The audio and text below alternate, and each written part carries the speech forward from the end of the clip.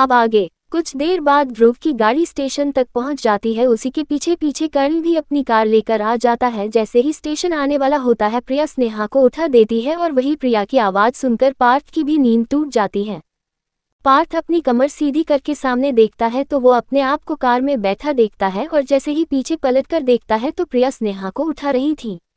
पार्थ अपने मन में सोचता है कि आखिर प्रिया उसके सपने में है या वो उसके सपने में आ गया। पार्थ अपना माथा खुजाते हुए सोचता है कि आखिर यहाँ हो क्या रहा है, वो कार में कब से सोने लगा। पार्थ का ध्यान तभी अपने नाइट सूट में पड़ता है जिसे पहनकर वो इस तरह घर के बाहर आया था। ऊपर से उसने तो कोई तैयारी भी नहीं की और जिस हालत में वो घर पर पाया जाता था उसी हालत में अब उसको अपने दोस्तों को फेस करना था। ये पार्थ के लिए एक सदमे से कम नहीं था, क्योंकि पार्थ हमेशा अपने ड्रेसिंग सेंस की तारीफ करते नहीं थकता था, तो कैसे आज वो अपने सोने वाले कपड़ों में बाहर निकल पाएगा। तभी पार्थ के कंधों को ध्रुव टेप करता है। पार्थ अपने भाई से पूछना चाहता था कि आखिर वो इतनी जल्दी कार में कब आया। तभी ध्रुव पार्थ को एक स्माइल के साथ कहता है कि वो जीत गया।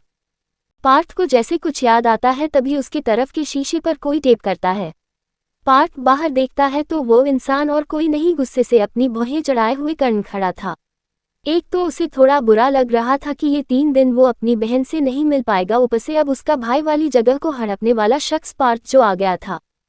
कर्ण ने तो बड़े एटीट्यूड में पार्थ से ये शर्त लगा ली थी कि वो सुबह सुबह खुद अपनी बहन को रेलवे स्टेशन छोड़कर आएगा, और वो ये बात भी अच्छे जानता था कि पार्थ तो इतनी सुबह कभी उठने से रहा, पर हुआ इसका ठीक उल्टा। एक कुंभकर्ण इतनी सुबह उठकर स्नेहा को उससे पहले स्टेशन तक ले आया, और उसका साथ और किसी ने नहीं बल्कि उसके जिगरी दोस्त ने दिया। तब तक स्नेहा भी जग जाती है, जो अपने आप को स्टेशन पहुंचते देख हैरान होती है कि आखिर वो कब और कैसे आए। वो तो कुछ देर का नैप लेने के लिए अपनी आंखें बंद करी हुई थी। आंखें खुलते ही उसको उसकी मंजिल जाने का एक हिस्सा भी मिल गया। तभी उसको बिखरा और क्यूट से स्लीपर्स पहने हुए पार्थ दिखता है, जिन स्लीपर्स पर एक मोटी बिल्ली बनी हुई थी। ये देखकर तो स्नेहा अपनी हंसी नहीं रोक पाती और उसकी खिलखिलाहट आने जाने वाला इंसान भी रुक रुक कर सुन रहा था। आखिर स्नेहा की हंसी थी ही इतनी मन मोहने वाली, पर यह देखकर पार्थ इरिटेट हो रहा था। एक तो पार्थ की हैंडसम वाली इमेज पर एक ग्रहण लगा हुआ था, ऊपर से स्नेहा की हंसी देखने के चक्कर में कई लोग पार्थ को भी देख रहे थे। आखिर था तो वो भी एक क्यूट हैंडसम बॉय। इतने सुंदर लोगों की टोली को देखकर तो आसपास वाले लोग भी यही बातें कर रहे थे कि भगवान भी जब इन्हें बनाने बैठा होगा तो अपना सारा समय इनकी खूबसूरती को निहारने में ही लग गया होगा। स्नेहा की खिलखिलाहट देखकर जहां एक तरफ पार्थ अपना मुंह बना रहा था, वहीं ध्रुव को अपने दिल में एक गुदगुदी हो रही थी। वहीं कर्ण का सारा गुस्सा भी अपनी बहन की हंसी देखकर शांत हो गया।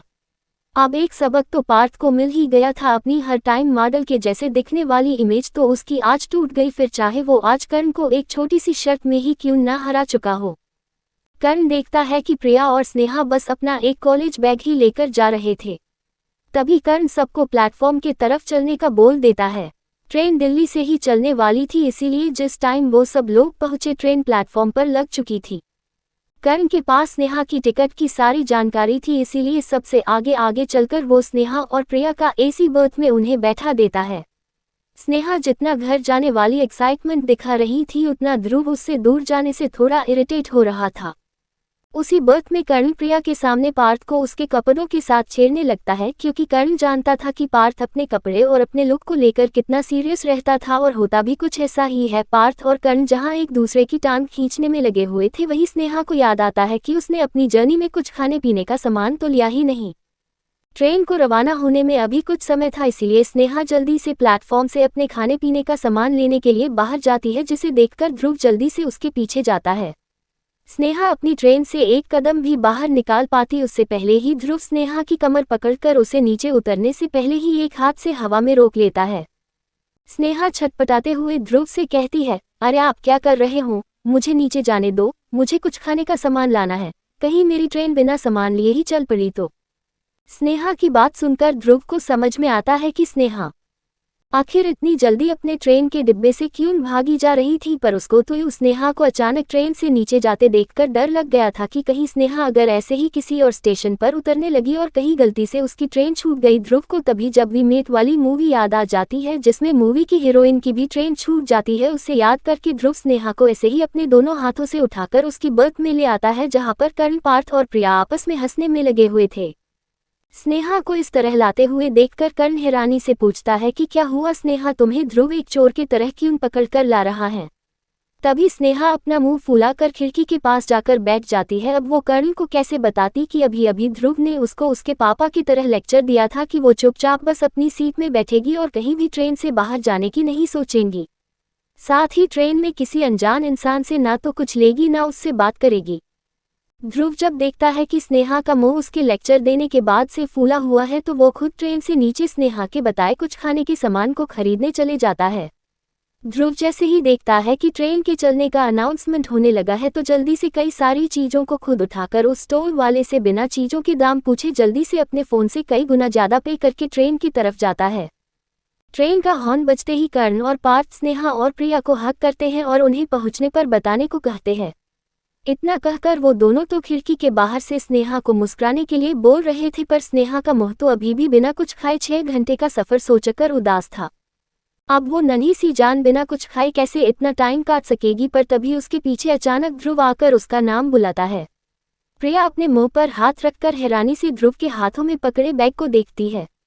इतना सारा सामान और वो भी खाने पीने का जिसमें हर एक वैरायटी के कई आइटम थे। वही ध्रुव के इतना सारा सामान देखकर तो स्नेहा की आंखें भी फटी की फटी रह गई। वो तो मुश्किल से बस 2 या 3 चीजें ही लाने वाली थी, पर ध्रुव ने तो उसे हैरान ही कर दिया। ध्रुव का लाया हुआ सामान के साथ तो वो अपने आने का भी काम कर लेती। ध्रुव स्नेहा के पास वो सामान रखकर उसे अब बाहर नहीं निकलने के लिए बोल देता है, साथ ही अपना एक इशारा प्रिया को भी कर देता है। वही स्नेहा तो बहुत खुश थी कि इतना सारा सामान खाते खाते तो वो अपने घर तक पहुंच जाएगी। तभी ट्रेन चलने का झटका लगता है, जिसे देखकर ध्रुव के दिल में अजीब सी दूरी की बेचैनी होने लगती है। बाहर खड़े पार्थ और कर्ण ध्रुव को बाहर आने के लिए बोलते हैं, पर ध्रुव के कानों में उनकी बात सुनाई ही नहीं देती। उसे तो स्नेहा के इतने सारे चिप्स के पैकेट को गिनने वाले शब्द सुनाई दे रहे थे। साथ ही स्नेहा का बार बार थैंक यू कहना ध्रुव को मुस्कुराने पर मजबूर कर रहा था। पार्थ अपने मन में सोचता है कि कहीं उसका भाई अपना इंटेलिजेंस दिमाग किसी को उधार पर तो नहीं दे आया।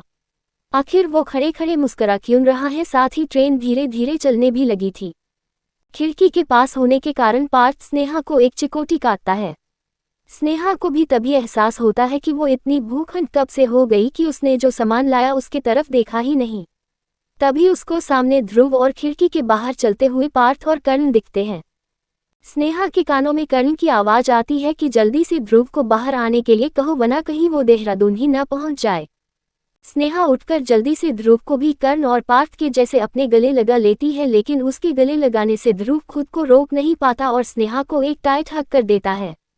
स्नेहा ध्रुव की पीठ को थपथपाकर उसे ट्रेन से उतरने को बोलती है और ध्रुव को धीरे धीरे धक्का देते हुए बाहर ले जाने लगती है। स्नेहा सोचती है कि अभी जब सबने एक दूसरे को हक किया था तो कुछ सेकंड बाद सब नॉर्मल हो गए, पर ध्रुव सर की पकड़ तो कितनी स्ट्रॉन्ग है कि समय के साथ साथ काफी मजबूत होती जा रही है।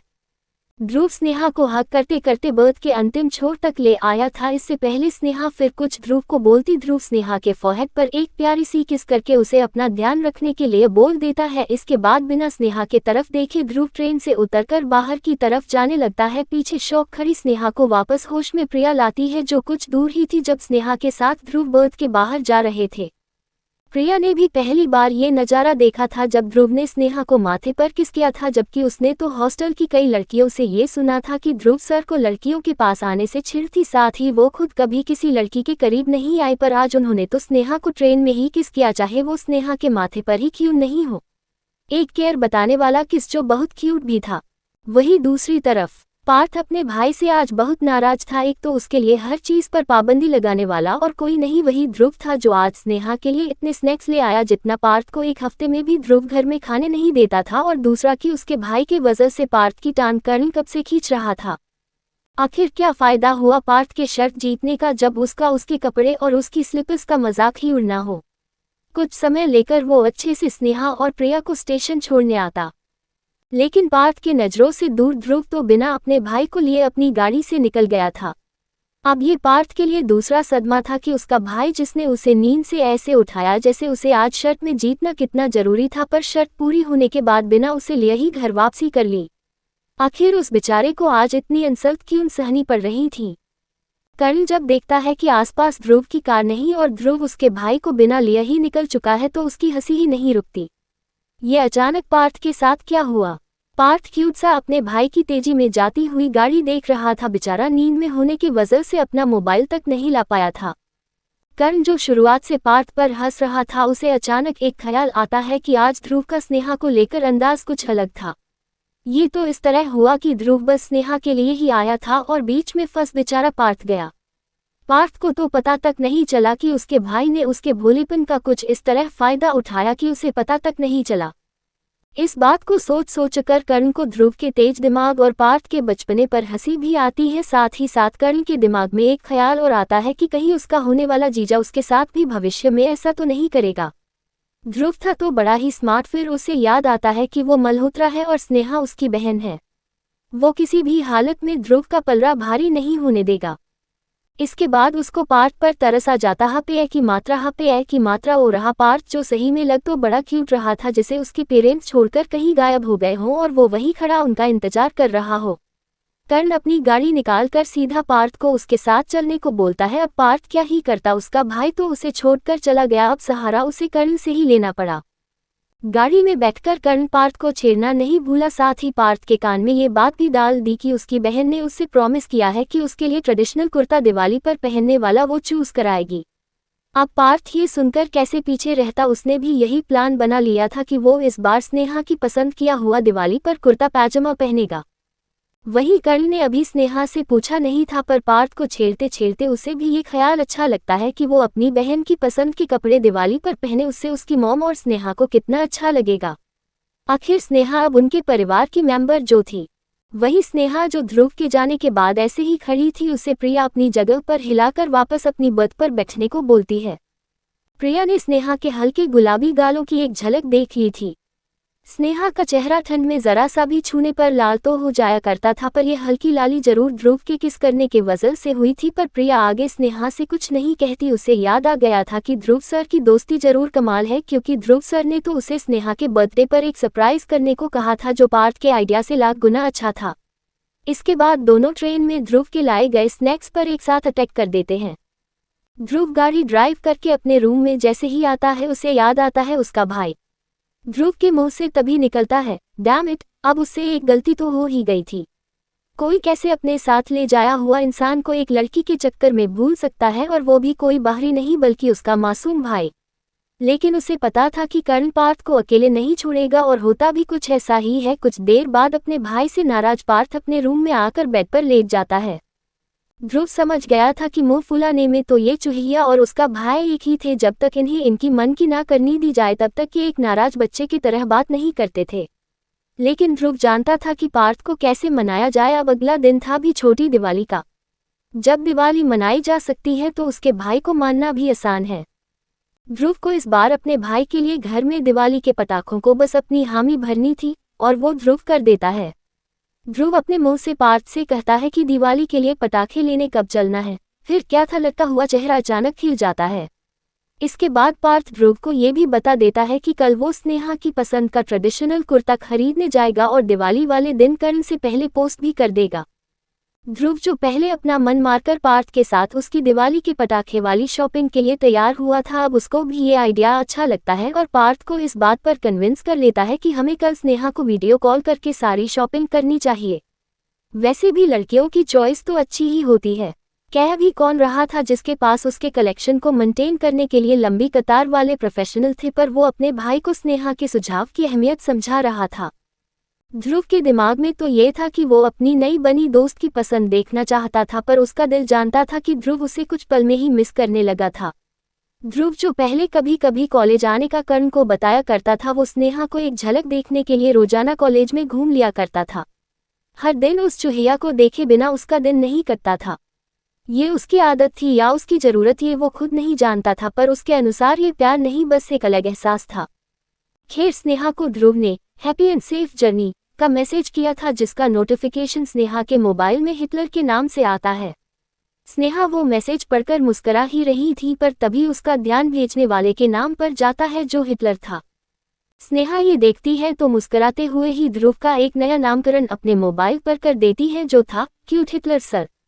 अब हर क्यूट इंसान को सामने वाला हर शख्स क्यूट लगता है, पर अगर ये ध्रुव देख लेता तो उसकी गुस्सैल आंखें देखकर फिर उसका नाम चेंज हो जाता या शायद पुराना वाला खड़ूस हिटलर ही हो जाता।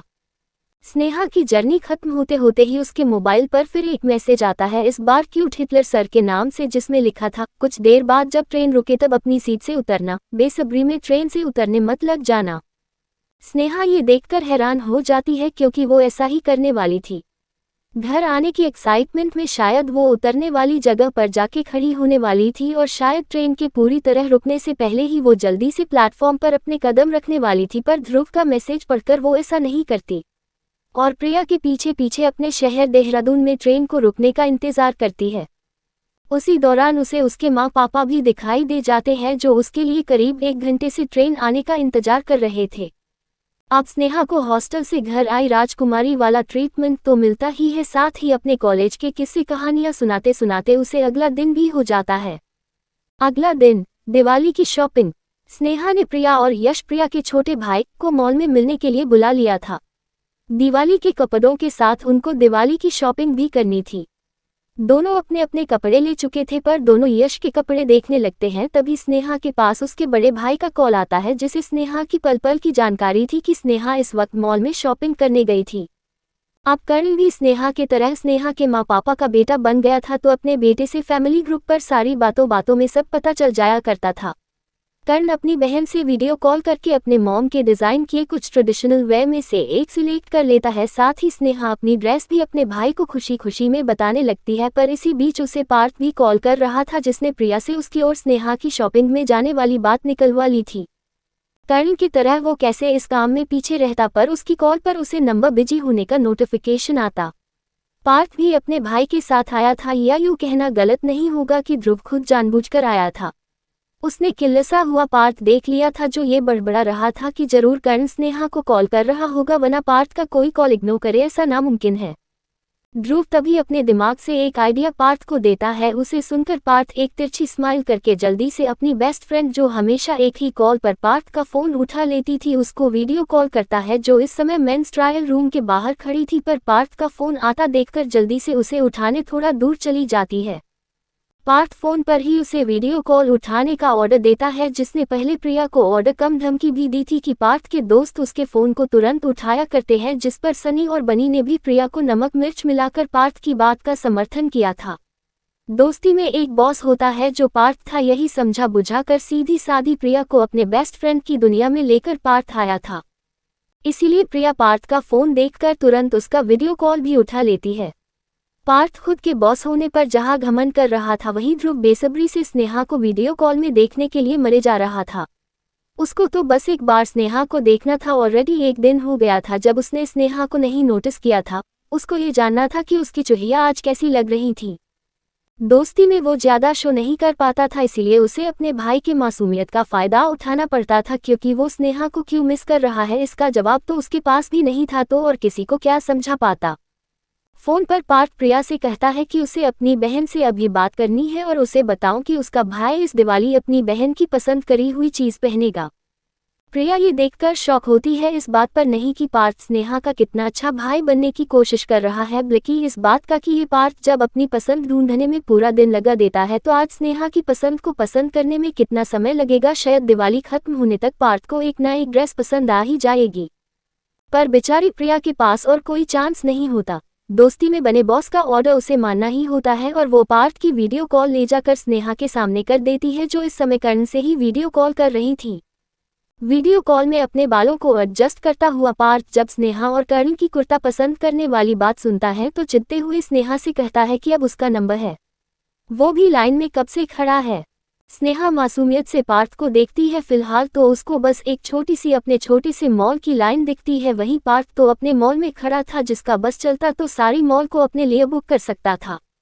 वहीं कर्ण बहुत खुश था, क्योंकि उसको एक बार फिर पार्थ को हराने का मौका जो मिल गया था। अब पहले रक्षाबंधन मनाने और अब पार्थ से पहले स्नेहा की पसंद से कपड़े लेने पर वो बहुत खुश था कि उसका पलड़ा उसकी बहन की जिंदगी में हमेशा सबसे आगे होगा। पर उस बेचारे ने अपने ख्यालों वाले जीजा जी को शायद कम आंक लिया होगा।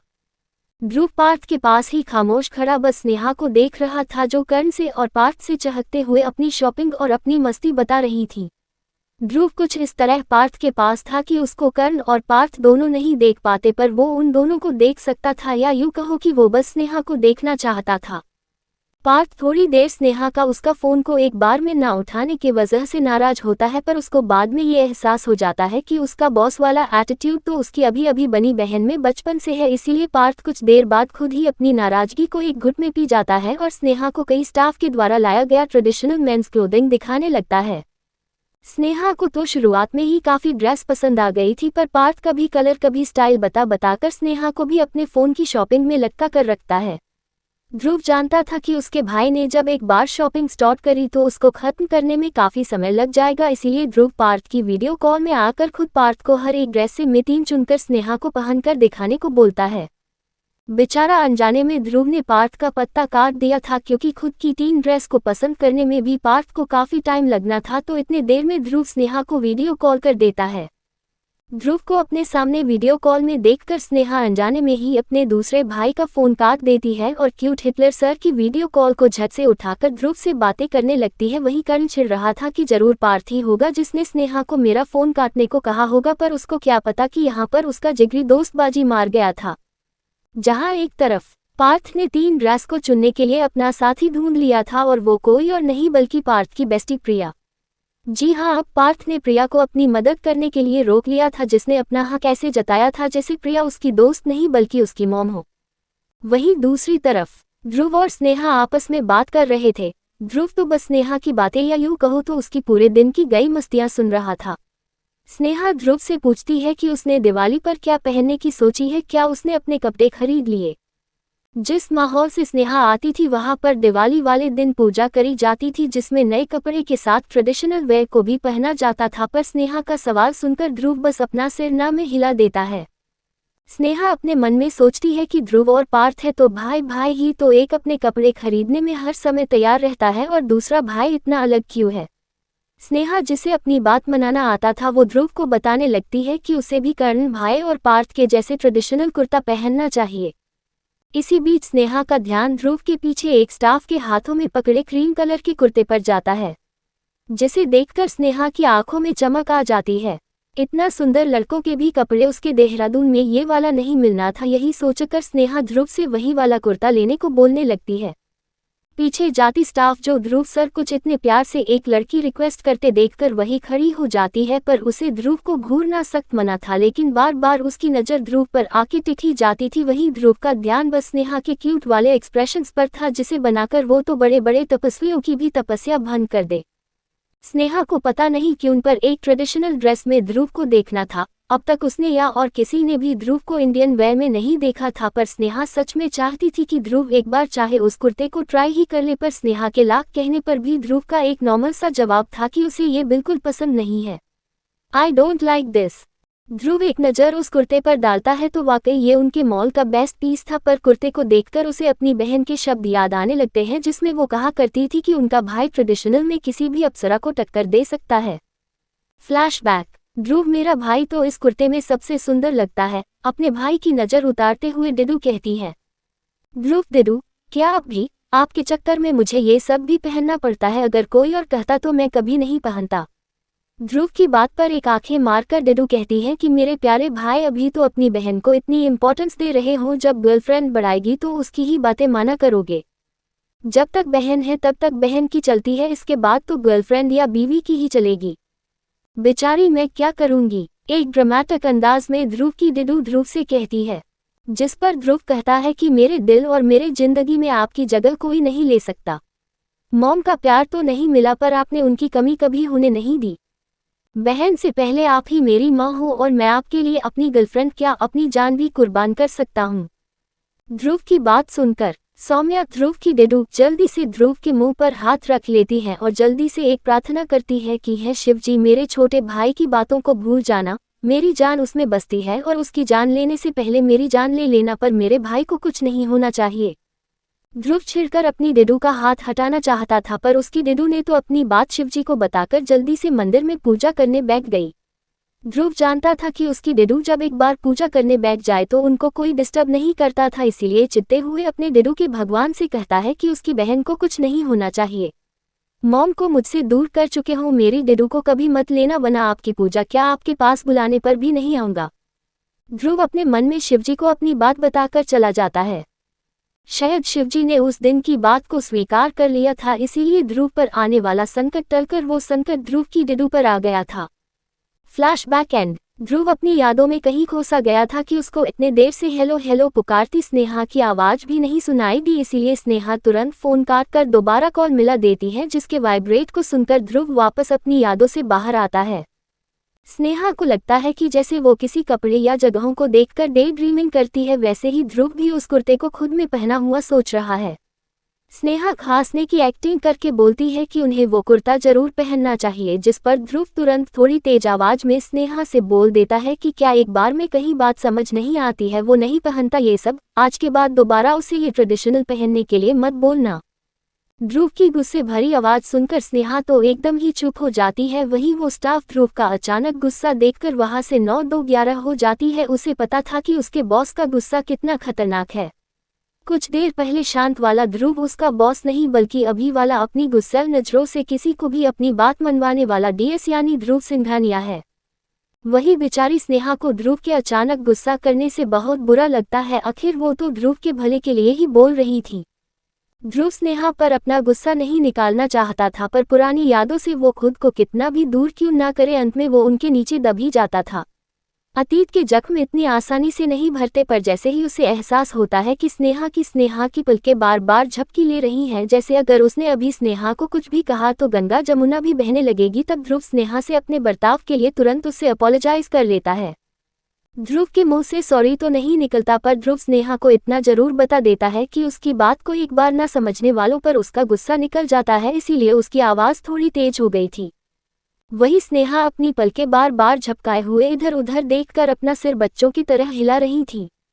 स्नेहा रोई तो बिल्कुल नहीं, पर इसके बाद उसकी चटपट ध्रुव के कानों में नहीं पड़ी, बल्कि इसके बाद ध्रुव ही स्नेहा से कुछ ना कुछ पूछकर स्नेहा की आवाज सुनना चाहता था, जिस पर स्नेहा हाँ बिल्कुल कहकर चंद शब्दों में जवाब दे रही थी, जैसे इससे पहले ध्रुव करता था, पर ऐसा करना ध्रुव का नेचर था। स्नेहा ऐसा तब करती थी जब वो किसी बात से किसी से नाराज होती थी। ऐसा नहीं था कि ध्रुव ये सब पहन नहीं सकता था, पर कुछ चीजों को याद करके उसे अपने दिल में एक दर्द का एहसास होता था, जैसे उससे प्यार करने वाले बहुत दूर चले गए हों, चाहे बचपन में जाने वाली उसकी माँ या बड़े होने पर उसकी डिडो। सबने बड़े बड़े वादे किए, पर अंत में सब उसे अकेला ही छोड़कर चले गए। ध्रुव इस बार चाह करके भी स्नेहा की बात नहीं मान पाया। उसकी पुरानी यादें और अपनों को खोने का गम स्नेहा की चाहत से कहीं ज्यादा था। ध्रुव देखता है कि स्नेहा के चेहरे की वो प्यारी सी चमक चली गई है, तो ध्रुव बातों बातों में स्नेहा की बचकानी बातें वापस लाना चाहता था, साथ ही उसका ध्यान आज की बात से कहीं और लेकर जाना चाहता था। इसलिए ध्रुव स्नेहा से पूछता है कि क्या वो अपना कॉलेज मिस कर रही हैं। पूछना तो वो ये चाहता था कि क्या वो उसको मिस कर रही है, पर पूछ वो कॉलेज उसके बाद उसका भाई कर्ण और उसका एक और भाई पार्थ को मिस कर रही है, जिस पर स्नेहा थोड़ी देर सोचकर ना में अपनी गर्दन हिला देती है। फिर होना क्या था, शैतान का नाम लिया और शैतान हाजिर।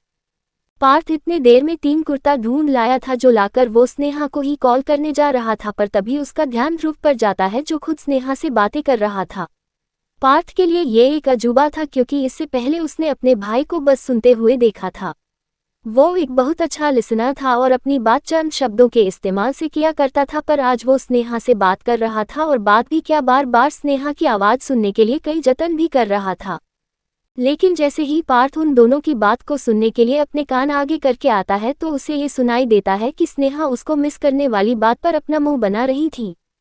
आखिर ये कैसी बहन उसको मिली थी जो कुछ देर पहले कर्ण को तो हंस हंस कर बातें कर रही थी, साथ में कर्ण को मिस करने वाली बात भी खुद कर रही थी। वहीं उसका नाम आते ही स्नेहा ने सारे अल्फाज बदल लिए।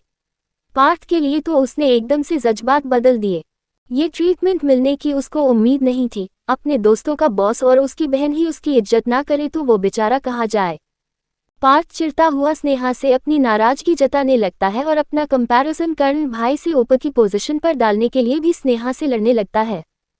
फिर क्या था, टॉम एंड जेरी सारी दुनिया भूलकर एक दूसरे से लड़ने में लग जाते हैं, लेकिन ये देखकर ध्रुव खुश था, क्योंकि फाइनली उसके भाई ने वो काम कर दिखाया था जिसे करने में ध्रुव को नया जन्म लेना पड़ता। फाइनली स्नेहा अपने वही बिना किसी से डरने वाले अंदाज में आ जाती है और दोनों टॉम एंड जेरी की तरह लड़ते लड़ते अपने घर भी पहुंच जाते हैं। दोनों फोन भी खुद नहीं काट रहे थे कि मैं क्यों फोन काटूं, जिसने फोन किया वो काटे। ऐसे ही करते करते फोन अपने आप कट भी जाता है। जब बेचारी स्नेहा के फोन की बैटरी खत्म हो जाती है, वहीं ध्रुव को भी अपना फोन वापस मिल जाता है। पार्थ लड़ने में इतना बिजी भी हो गया था कि स्नेहा की पसंद पूछने के बजाय पहले लड़ना जरूरी समझा। वैसे भी बड़ी दिवाली अगले दिन थी और स्नेहा और पार्थ की हर लड़ाई बस एक ही दिन टिकती थी। अगले दिन की सुबह ना पार्थ को याद रहने वाला था कि वो स्नेहा से नाराज है, ना स्नेहा को याद रहने वाला था कि एक रात पहले वो चूहे बिल्ली की तरह लड़ चुके हैं। उनकी इन्हीं हरकतों की वजह से प्रिया, कृति और कर्ण ने पार्थ और स्नेहा को कार्टून कैरेक्टर टॉम और जेरी की उपाधि दे रखी थी। जैसा ध्रुव ने सोचा था हुआ भी वैसा ही। अगले दिन दोनों, उसका भाई और उसकी चुहिया, अपनी पिछली लड़ाई भूलकर दिवाली की अपनी अपनी तैयारियों के बारे में बता रहे थे। ध्रुव और पार्थ दिवाली पर अपने मैंशन आ गए थे, जहां पर उनका पूरा घर शहर के सबसे आलीशान घर होने की पूरी गवाही दे रहा था। वहीं स्नेहा ने तो अपना घर खुद सजाया था, इसीलिए उसे तो पूरा दिन ही लग गया लाइटिंग और फूलों से सजाने में। वहीं ध्रुव और पार्थ को ये सब करना ही नहीं पड़ा। इस काम के लिए तो उनके घर में कई नौकर चाकर थे। उनका काम तो बस उस दिन एक साथ घर पर हो रही पूजा में बैठना था। इस दौरान घर के सभी सदस्य प्रेजेंट होते हैं, पर ध्रुव ने अपनी डिडू के जाने के बाद से कभी भी घर की पूजा में ना बैठने का प्रण ले लिया था। पर उसके घर पर होने से ही उसकी चाची और उसकी दादी जी ध्रुव के नाम की भी आरती कर देती है। आज दादाजी इस बात से भी खुश थे क्योंकि सिर्फ दिवाली वाले दिन ही उनको उनके पीढ़ी के दर्शन हो पाते हैं। उनका बेटा तो अपने देश ही बहुत कम आता है और उनका बड़ा पोता एक ही शहर में होने के बाद भी उनसे मिलने बस दिवाली या किसी के जन्मदिन पर आ जाता है। वहीं दूसरी तरफ स्नेहा के घर तो दिवाली मतलब मेलजोल। जब तक दिवाली की शुभकामनाएं अपने आसपास में ना दे दी जाए तब तक स्नेहा को चैन ही नहीं आता।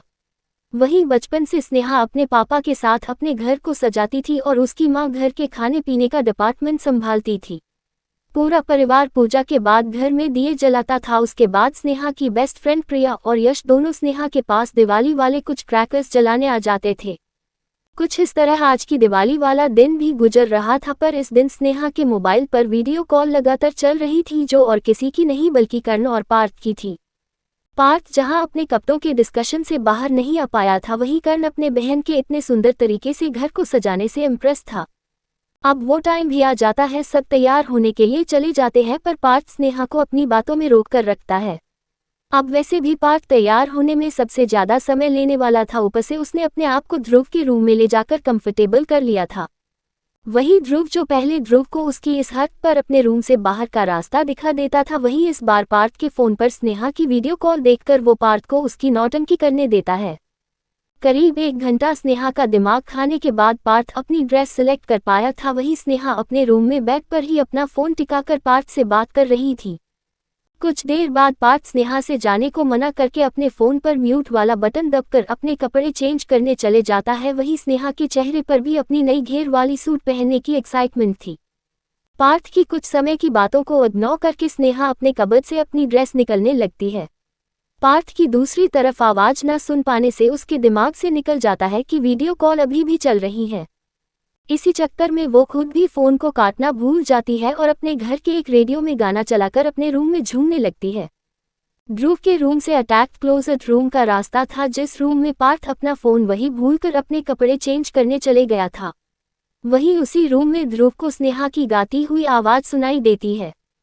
शायद रेडियो में बज रहे गाने को गाते गाते स्नेहा थोड़ी तेज आवाज में गाने लगी थी, जिसकी आवाज ध्रुव को पार्थ के फोन से भी सुनाई देने लगती है।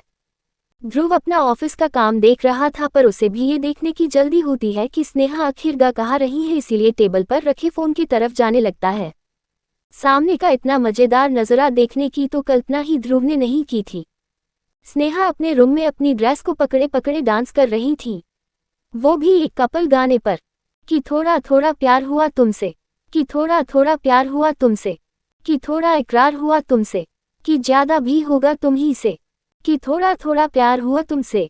स्नेहा अपनी ड्रेस को लड़की समझकर डांस कर रही थी, जिसे देखकर ध्रुव अपने दिल पर हाथ रख लेता है, क्योंकि उसका दिल ये नज़ारा देखकर जोरों से धड़क रहा था। वहीं उसके चेहरे पर भी स्नेहा को यूं इस तरह बेखबर खुशी में झूमते हुए देखकर खुशी मिल रही थी। इसी के बाद अचानक रेडियो का गाना चेंज हो जाता है, जिसके बाद स्नेहा उस ड्रेस को बेड पर ऐसे फेंकती है जैसे उस ड्रेस से अभी अभी स्नेहा ब्रेकअप करके आई हो। अब गाना के साथ स्नेहा अपने डांसिंग अवतार में आ गई थी और गाने के साथ अपने स्टेप्स भी मैच करने लगती है।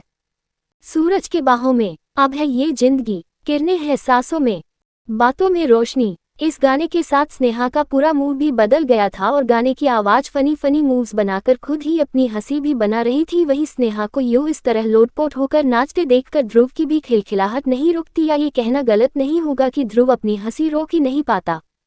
चेंजिंग रूम में अपने कपड़े बदलते हुए पार्थ के कानों में जब किसी की जोर जोर से हंसने की आवाज सुनाई देती है तो वो पहले एक बार अपना कान साफ करने की कोशिश करता है, क्योंकि ना ये टीवी में निकलने वाली हंसी थी, ना पार्थ के अकॉर्डिंग रूम में एकलौता शख्स ध्रुव कभी ऐसे हंस सकता था।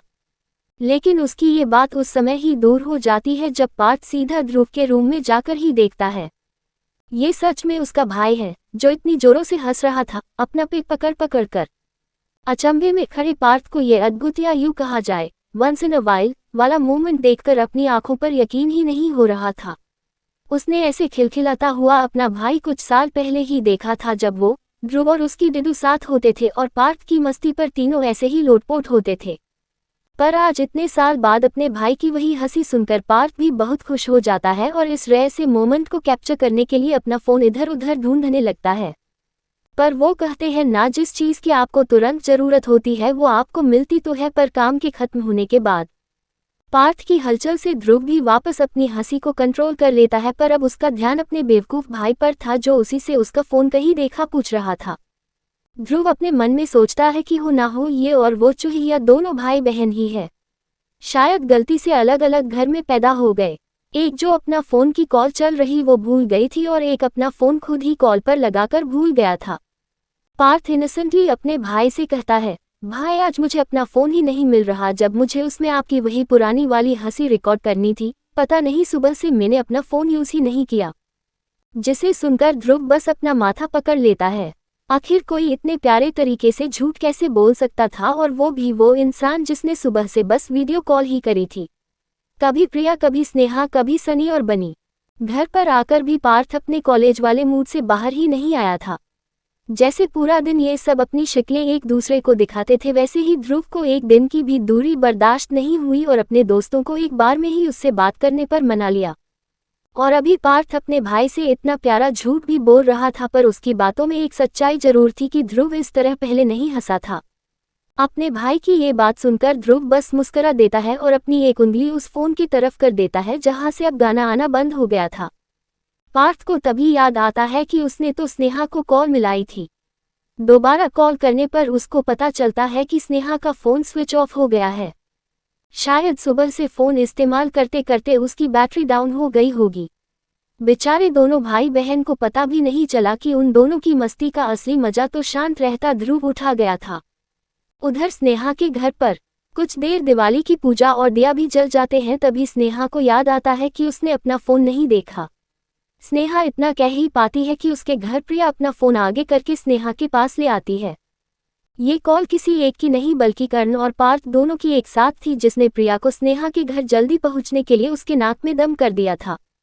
बेचारी स्नेहा को क्या पता था कि उसका फोन बंद होने पर उसके दोनों भाई उसको कॉल करने के लिए मरे जाएंगे। ऊपर से पार्थ को ध्रुव ने ये कह दिया था कि कर्ण ने स्नेहा को मना किया होगा कि दिवाली नाइट की पहली कॉल उसी की उठानी है, इसीलिए पार्थ भी प्रिया को जल्दी भेज रहा था। वहीं कर्ण भी जब स्नेहा का फोन बंद आता है और अपने कपड़े दिखाने के लिए फोन करता है तो उसको भी प्रिया का ख्याल आता है कि जरूर उसकी बहन छोटे मोटे प्रिया के साथ पटाखे जला रही होगी।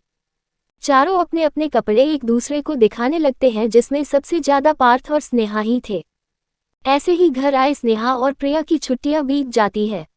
दिवाली के अगले दिन ही स्नेहा और प्रिया को वापस जाना था, साथ ही उसका उसी दिन जन्मदिन भी था। उस बेचारी के सरप्राइज की उम्मीद उसके दोनों भाई तोड़ देते हैं जब दोनों बोलने लगते हैं कि कल उनको अपना अपना कोई काम है। अब इसमें गलती भी स्नेहा की ही थी, जिसे सरप्राइज में भी सरप्राइज को जानने में जो खुशी मिलती थी वो अनजान बनने से काफी दूर थी। कर्ण और पार्थ में ये तक एक और शर्त लग गई थी कि स्नेहा को सबसे पहले बर्थडे विश वही करेंगे, यानी रात के 12 बजे सबसे पहले कॉल करके कोई जन्मदिन की बधाई देगा, जिसमें इस बार कर्ण को पूरी उम्मीद थी कि वो जीत जाएगा। और पार्थ भी रात बाहर सबसे पहले विश करने के लिए जगता रहा, जबकि प्रिया उसे समझा रही थी कि अगले दिन वाले सरप्राइज के बारे में सोचो।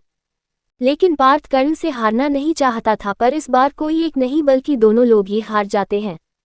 जिस लम्हे के लिए स्नेहा के दोनों भाई अपनी रात की नींद खराब कर चुके वो लम्हा पूरा ही नहीं हो पाया, क्योंकि स्नेहा दिवाली वाली रात भी सुबह के कामों से थके होने के कारण 12 बजने से पहले ही अपनी प्यारी सी सपनों की दुनिया में खो गई थी। स्नेहा और प्रिया की अगली सुबह ट्रेन थी, पर प्रिया ने स्नेहा के माँ पापा से उसके दोस्तों का स्नेहा को सरप्राइज देने वाली बात एक दिन पहले ही बता दी थी, जिसमें स्नेहा के माँ पापा को स्नेहा की चिंता कम करने के लिए सबसे बड़ा योगदान कर्ण का था। अगला दिन स्नेहा जानती थी कि उसके माँ पापा उसको सुबह की ट्रेन के चक्कर में जल्दी उठा देंगे, इसीलिए वो तो अपनी नींद में बरकरार रहती है, पर करीब सुबह के 6 बजे के आसपास तैयार होकर प्रिया स्नेहा को उठाने उसके रूम में आ धमकती है। प्रिया के बार बार हिलाने की वजह से स्नेहा तो अपनी नींद से जग जाती है, पर उसे अपने रूम में देखकर एक पल उसे हैरानी होती है, क्योंकि प्रिया स्नेहा के रूम में अकेली नहीं थी, बल्कि प्रिया के पीछे पार्थ और उसके पीछे कई लोग लाइन से खड़े थे, जिन्हें स्नेहा बहुत अच्छी तरह जानती थी। ये कोई उसके घर पर आने वाले लोग नहीं, बल्कि उसके कॉलेज में बने दोस्त और उसके भाई थे। सबके चेहरे पर स्नेहा को देखकर एक्साइटमेंट थी, पर स्नेहा सबको अचंभे में देखकर अपना सिर खुजा रही थी। जब कुछ देर के बाद भी वो लोग गायब नहीं हुए तो स्नेहा को अपना सिर खुजाते हुए दोबारा अपने बेड पर लेटने को होती है, पर इससे पहले स्नेहा लेट भी पाती, जितने भी वहां पर सदस्य मौजूद थे एक साथ चिल्लाने लगते हैं, हैप्पी बर्थडे स्नेहा। इतनी तेज आवाज और अपना बर्थडे विश सुनकर आधी खुली स्नेहा की नींद पूरी तरह टूट जाती है। तब उसको यकीन आता है कि वो इन सबको अपने सपने में नहीं, बल्कि अपने शहर ना अपने घर के अपने कमरे में देखती है। सभी स्नेहा को एक साथ गले मिलकर विश करने लगते हैं। ये ऐसा सरप्राइज उसने कभी नहीं सोचा था।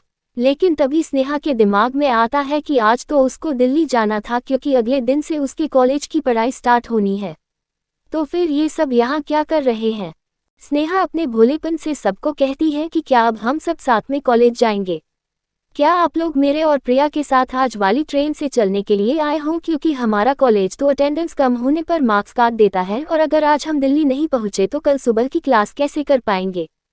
स्नेहा का ध्यान तभी अपने कमरे में लगी घड़ी पर जाता है, जिसमें 6 तो कब के बज चुके थे, जबकि स्नेहा की ट्रेन तो इतने ही टाइम की थी।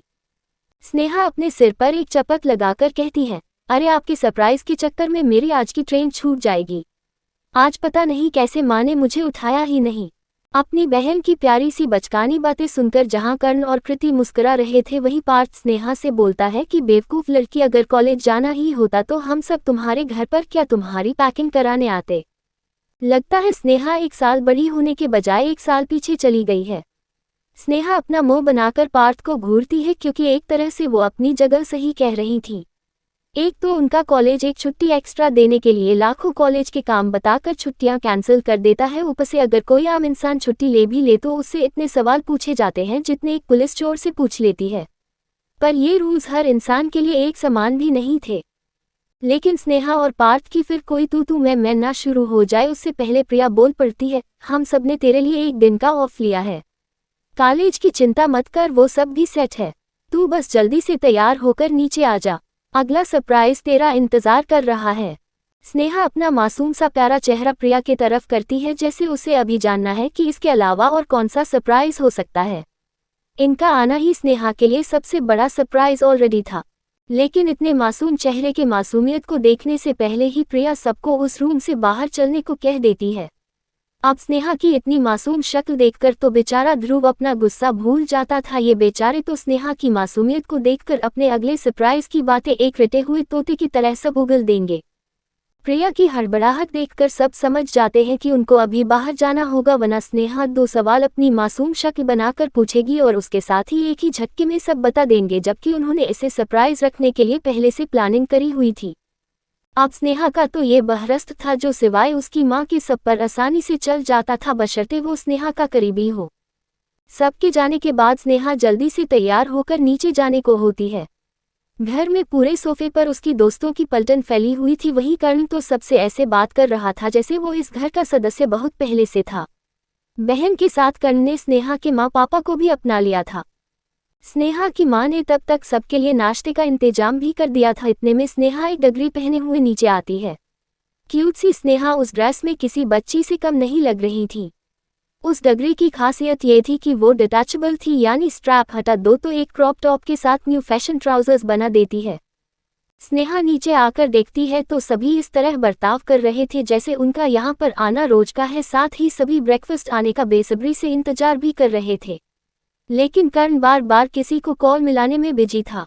स्नेहा अपनी नज़र इधर उधर करके देखती है, पर जिसकी मौजूदगी को वो देखना चाहती थी वो उसे नहीं दिखाई देता।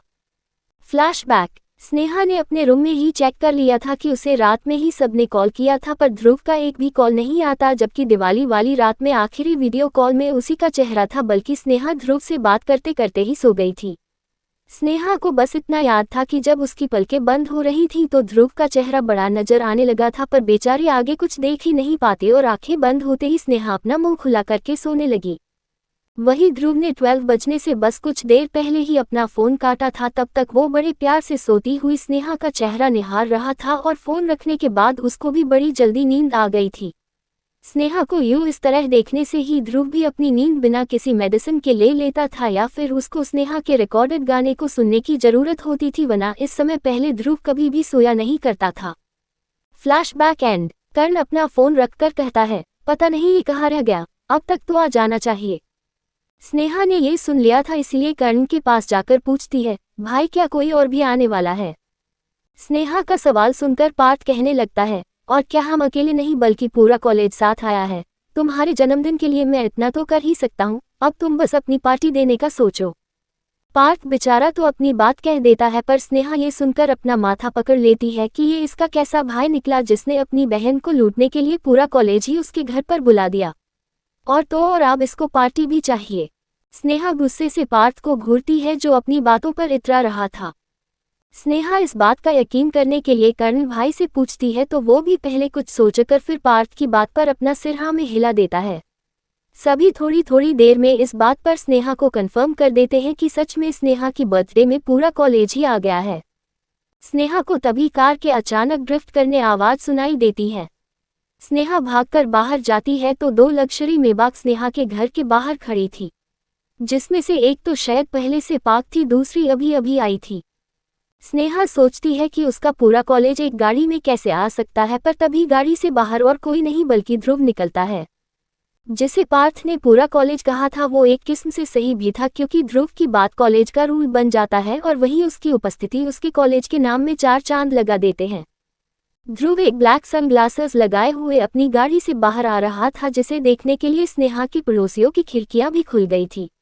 एक कार तो चुपके से आई थी, वही दूसरी कार ने यूं पूरे कॉलोनी को जगा दिया था।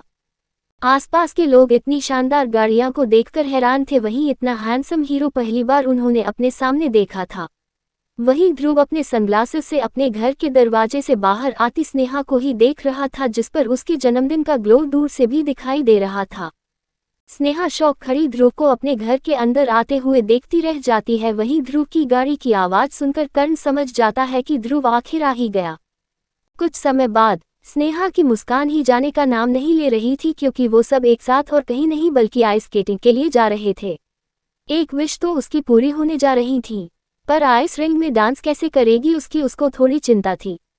वही प्लान में अचानक बदलाव से प्रिया, पार्थ, कृति बिल्कुल खुश नहीं थे। कर्ण भी अपने मन में सोचता है कि अचानक ये नया प्लान ध्रुव ने कब सोचा होगा, जबकि रात तक तो सब ट्रैम्पोलिन में जाने के लिए एक्साइटेड थे। पार्थ तो सबसे ज्यादा था, वो बेचारा तो पूरी तैयारी के साथ ट्रैम्पोलिन के लिए आया था, पर अचानक उसको स्केटिंग, वो भी आइस स्केटिंग जिसमें उसका डब्बा गुल था। लेकिन ध्रुव के आगे कोई क्या ही बोल सकता था। ऊपर से स्नेहा खुशी खुशी सबसे पहले हाँ कर चुकी थी। अब बर्थडे गर्ल की खातिर उन सबके अरमानों पर भी एक साथ पानी फिर गया था, पर वो कुछ कर भी नहीं सकते थे। कुछ देर की ड्राइव के बाद सभी उत्तराखंड के सबसे फेमस आइस स्केटिंग रिंग में जाने के लिए तैयार थे। तैयार सबको तो नहीं कहा जा सकता, पर मजबूरी में उनको रिंग में जाने के लिए अपने कदम बढ़ाने पड़े। स्केटिंग शूज और पैडिंग पहनकर स्नेहा कर्ण का हाथ पकड़कर आगे आगे चल रही थी। वहीं ध्रुव भी पूरी तरह से आइस रिंग में जाने के लिए तैयार था, पर उनके साथ आए साथी बड़ी मुश्किल से वहां के एक्सपर्ट से अंदर चलने और स्केट करने की टिप्स ले रहे थे। आइस स्केटिंग कर्ण और ध्रुव के अलावा कोई नहीं जानता था और स्नेहा बस स्केटिंग करना जानती थी, पर उसकी ख्वाहिश थी कि वो एक बार आइस स्केटिंग कर सके, या यूं कहा जाए कि एक बार बर्फ पर डांस कर सके। लेकिन बाकी लोगों के तो पैर बर्फ में जाने से पहले कंपकपा रहे थे। पार्थ ये बिल्कुल नहीं चाहता था कि आज उसकी इस तरह बेइज्जती हो जाए। आखिर अब सब क्या कहेंगे कि पार्थ बॉस आइस स्केटिंग के नाम से डरते हैं। ऊपर से इसके बाद जाने वाली जगह का नाम सुनकर ही पार्थ ठंड से कपकपा रहा था। आखिर स्नेहा को इतना ठंड में जाना क्यों पसंद था, जबकि पार्थ को तो विंटर्स या बर्फीली जगहों पर जाना बिल्कुल पसंद नहीं था। आखिर उसकी बहन इस मामले में उसके जैसे क्यों नहीं है। आइस पर स्केटिंग करने के लिए करीब 9 लोग आए थे, जिनमें से एक तो पूरा स्नेहा का कॉलेज वाला ग्रुप ही था और नवा इंसान और कोई नहीं बल्कि प्रिया का छोटा भाई यश, जिसको कर्ण ने रास्ते से ही अपनी गाड़ी में बिठा लिया था। सबसे छोटा पर स्नेहा की तरह ही उसमें आइस रिंग में जाने के लिए एक्साइटमेंट कूट कूट के भरी हुई थी।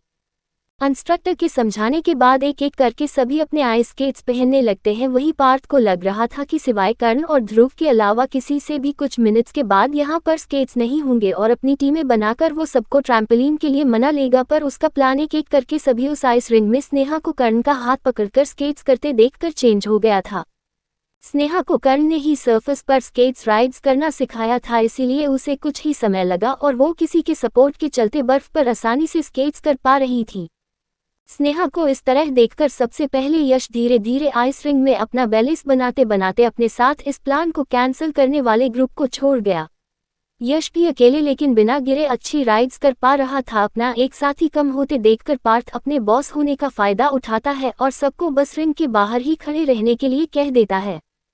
कर्ण के एक दो बार सिखाने के बाद स्नेहा कर्ण को उसका हाथ छोड़ने के लिए कह देती है ताकि वो भी ध्रुव की तरह इस आइस पर एंजॉय कर सके। वहीं ध्रुव पूरे रिंग के चक्कर लगाते लगाते भी देख स्नेहा को ही रहा था, जिसने कर्ण के जाने के बाद धीरे धीरे अपने आप को आगे चलाने की कोशिश करी थी। बर्फ पर राइड्स उतनी आसान नहीं होती जितनी रोड पर होती है। यहाँ पर अगर खुद को संभाल नहीं पाए तो स्लाइड होते होते काफी आगे चले जाते हैं। कर्ण कुछ राउंड्स लगाने के बाद नोटिस करता है कि उनके साथ आई तो पूरी फौज थी, पर रिंग में उनको बस स्नेहा और ध्रुव ही दिखाई दे रहे थे। साथ ही यश एक कोने में खुद को बैलेंस करना सीख रहा था। चारों तरफ अपनी नजर घुमाने पर कर्ण को 5 लोग अंदर झुकाते हुए नजर आ जाते हैं। कर्ण समझ गया था कि इनको अंदर आने से डर लग रहा होगा, पर वो पार्थ की इंसल्ट वाला ये कैसे मौका जाने देता। कर्ण स्केट करते हुए उन्हीं की तरफ आता है, जिसे देखकर पार्थ अपने शूज को एडजस्ट करने की एक्टिंग करने लगता है ताकि किसी को ये ना लगे कि वो अंदर आने से डर रहा है। जबकि उसका प्लान था कि कुछ देर बाद जब ध्रुव, स्नेहा और कर्ण अपनी स्केट्स खत्म करके बाहर आएंगे तब वो भी अंदर के 2 कदम चलकर बाहर निकलकर ये दिखा देगा कि उसने भी राइड करी थी, बस किसी का ध्यान नहीं गया होगा। पर बेचारे पार्थ के इस आइडिया पर कर्ण ने पानी फेर दिया था, क्योंकि वहां पहुंचकर उसने सीधा पार्थ को ताना मारा कि कैसा भाई है जिसकी बहन एक बार में इतना अच्छा बिना डरे स्केट्स कर सकती है, उसका भाई इतना फैटी कैसे है। कर्ण आगे बढ़कर सीधा कृति के पास आ जाता है, जो अचानक कर्ण के इस तरह स्लाइड करके करीब आने से थोड़ा सा शॉक और थोड़ा सा एक्साइटेड दोनों हो गई थी। कर्ण बड़े प्यार से कृति का हाथ पकड़कर कहता है, चलो मेरे साथ, मैं तुम्हें ये सिखा सकता हूँ, कोई मुश्किल नहीं है। इन फट्टू के साथ रहोगी तो अल्फा मेंबर्स की नाक कट जाएगी, जो बस बाहर खड़े ही रहे हैं, ये नहीं अंदर आकर 1-2 बार गिरने के साथ साथ कोशिश करे। पार्थ कर्ण के तानों से छिड़ रहा था, वहीं कृति को कर्ण के इस तरह हाथ पकड़कर सीखने से क्या ही ऐतराज होता। वो तो उल्टा यही चाहती थी कि जैसे कर्ण अपनी बहन को सिखा रहा था, काश वैसा ही वो उसे भी सिखाता, पर बहन सोचकर नहीं। कृति कर्ण का हाथ पकड़कर आइस रिंग के अंदर आ जाती है। किसी के साथ होने से ये सीखना इतना भी मुश्किल नहीं था, बल्कि बहुत ज्यादा मजेदार था जब आपको पता हो कि आपको कोई संभाल लेगा। वहीं दूसरी तरफ जितना अंदर गए इंसान मजे कर रहे थे, उतना उस मजे को देखकर बाहर खड़े स्टेट शूज पहने प्रिया, सनी और बनी नहीं कर रहे थे, पर बॉस का तो हुक्म था, इसीलिए किसी ने भी अंदर जाने की हिम्मत नहीं करी। पर बेचारे पार्थ की हालत बहुत खराब थी। पार्थ जो खुद भी सच में ये करना चाहता था, पर उसे गिरने का डर था। उसे बस यही चाहिए था कि काश कोई उसे भी पहले एक बार ऐसे ही सीखा दे, पर उसका भाई उसको भूल गया और कर्ण अपनी दोस्त कृति को सिखाने में लग गया। अब वो किससे कहे। पर वो कहते हैं ना, अगर किसी चीज को पूरे दिल से सीखने की कोशिश करो तो पूरी कायनात आपको वो काम सिखाने के लिए अपने बंदे भेज ही देती है। जैसे अभी पार्थ और उसके दोस्तों की तरफ कुछ प्रैक्टिस करने के बाद एक स्टाइल मारता हुआ उन सब में सबसे छोटा यश आया। ये पहली बार था कि यश को देखकर पार्थ को अपनी डूबती नाव को बचाने के लिए एक सहारा मिल गया था। यश आया था अपनी बहन प्रिया को अंदर ले जाने के लिए, क्योंकि उसको स्नेहा ने ही कहा था कि उस तरफ से प्रिया को अंदर ले आओ, पर यहाँ आते ही उसका एक हाथ पार्थ ने पकड़ लिया था। यश बेचारा क्या जाने कि ये बड़े लोग उससे मदद की उम्मीद भी कर रहे हैं और अपने मुंह से कहना भी नहीं चाह रहे। पार्थ यश से कहता है कि क्यों ना हम सब एक ट्रेन की तरह इस रिंग के चक्कर लगाए, ऐसा फिल्मों में होता है और एक नया एक्सपीरियंस भी होगा। हमारी ट्रेन यहीं से चलेगी और वापस यही आ जाएगी। यश को ये सुनने में बड़ा अच्छा लगता है, इसीलिए तुरंत इसमें हामी भर देता है। वहीं पार्थ अपने तेज दिमाग को शाबाशी देता है और अपने मन में सोचता है कि हैरी पॉटर का भाई भी अपनी बहन की तरह क्यूट है।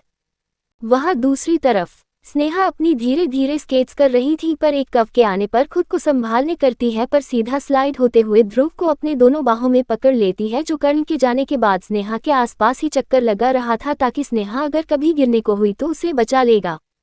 स्नेहा के अचानक इस तरह पकड़ने से ध्रुव को बहुत अच्छा लगता है और वो खुद स्नेहा का हाथ पकड़कर बोलता है, डांस विथ मी। ध्रुव के मुंह से डांस, और वो भी यहाँ सुनकर स्नेहा बहुत हैरान हो जाती है, पर इसके बाद ध्रुव कहता नहीं है, बल्कि रिंग के बाहर रिंग से सटी प्राकृतिक बर्फ, जिसके आसपास कई पहाड़ साफ दिखाई दे रहे थे, वहां लेकर आ जाता है।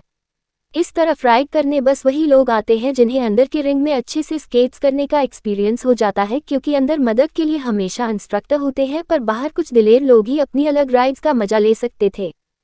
स्नेहा अपने दिमाग में ये प्रोसेस ही नहीं कर पा रही थी कि उसका दूसरा विश भी आज ही पूरी होने जा रही है, आइस पर डांस, और वो भी एक कपल वाला। बाहर का नज़ारा सचमुच अद्भुत था, नेचुरल सीनरी, वहीं अंदर क्लोज शीशे की दीवार थी जहां पर ठंड भी थोड़ी कम थी।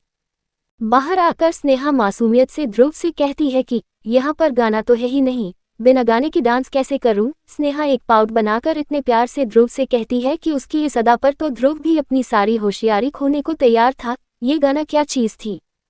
ध्रुव स्नेहा का हाथ पकड़कर कहता है, डोंट वरी, मैं हूं ना, तुम्हारा दोस्त, जस्ट एंजॉय योर बर्थडे। उस तरफ पार्थ ने जैसा कहा था यश वैसे ही एक ट्रेन की तरह अपने पीछे पार्थ उसका हाथ पकड़े, प्रिया उसका हाथ पकड़े, सनी और उसका हाथ पकड़ बनी लाइन बनाकर यश के स्लाइड करने से एक लय में आगे बढ़ रहे थे। ये नज़ारा जितना फनी था उतना ही मजा वो सभी भी कर रहे थे, क्योंकि जिस दिशा में उनके गाड़ी का इंजन यानी यश मुड़ता उसी दिशा में उस गाड़ी के डिब्बे भी जाने लगते। बल्कि ये गाड़ी दो अपने में मस्त सीखते हुए इंसान को बार बार गिरा कर चली जाती। बात बस एक राउंड की हुई थी, पर कोई भी रुकने का नाम ही नहीं ले रहा था। एक दो राउंड के बाद पार्थ को बैलेंस बनाना आ गया था, इसीलिए अब उसमें अंदर भरी मस्ती बाहर आने को मचल रही थी। साथ ही उसे ये पता चल गया था कि ये उसके साथ आए लोगों के सामने वो जितना मर्जी चाहे स्टाइल मार सकता था, रहेगा तो वही बॉस। अब उसने गाड़ी को छोड़कर खुद एक दूसरे को गिराने और पकड़ने के लिए अपना दिमाग इस्तेमाल करना सीख लिया था, जो था थोड़ा सा झुककर स्लाइड करना, जिससे पार्थ तो कभी नहीं गिरा, पर उसके दोस्त गिरते पड़ते पार्थ से दूर भाग रहे थे। वहीं इन सबसे बेखबर ध्रुव और स्नेहा डांस करने के लिए अपनी अपनी पोजीशन पर आ गए थे।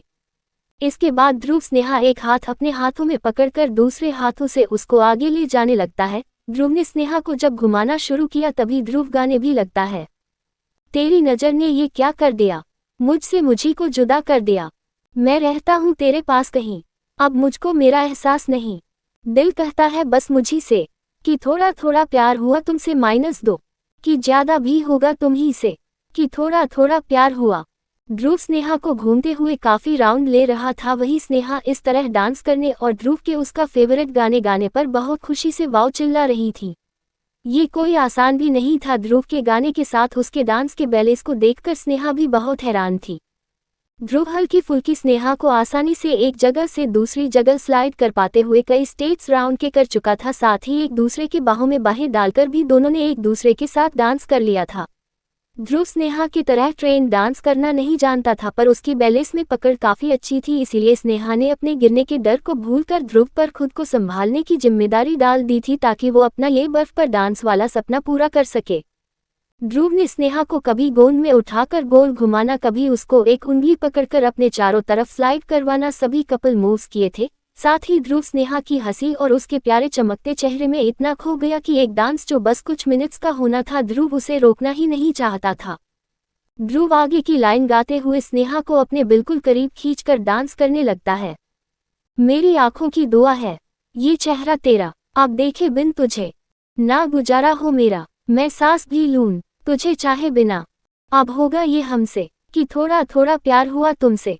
स्नेहा को ध्रुव ने कई घुमाव राउंड्स लगा दिए थे, जिनके कारण स्नेहा की खुशी में खिलखिलाहट ही नहीं रुक रही थी। वहीं उसकी इतनी प्यारी हंसी देखकर ध्रुव और भी तेजी से उसे अपनी गोंद में उठाकर कई स्केट्स राउंड करने लगता है। तभी स्केट्स रिंग से एक आवाज आती है, क्या ये ध्रुव और स्नेहा है? क्या ये मेरा भाई है? क्या स्नेहा बर्फ पर डांस कर रही हैं? कितने क्यूट लग रहे हैं दोनों। उधर अंदर मस्ती कर रहे लोगों का ध्यान जब शीशे से बाहर दो खूबसूरत लोगों को डांस करते हुए लोगों पर जाता है तो सबके मुंह से अलग अलग शॉकिंग चेहरे के साथ ये वाक्य निकलते हैं। वहीं उस शीशे से बाहर देखते हुए लाइन लगाए सभी आंखों में एक जैसे भाव थे, जैसे उन्होंने आज एक अलग ही ध्रुव देखा हो जो स्नेहा को घुमाने के साथ साथ खुद भी बहुत हंस रहा था।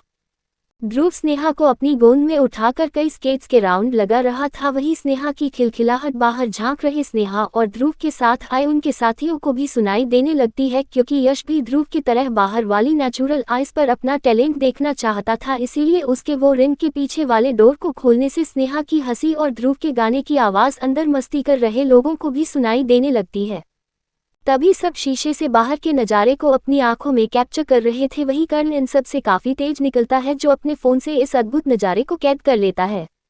ध्रुव इतना खुश काफ़ी समय बाद दिखा था, ऊपर से उसके स्नेहा के लिए एक गाना गाने और उस पर स्नेहा का डांस में साथ देने के तरीके से भी कर्ण बहुत खुश था।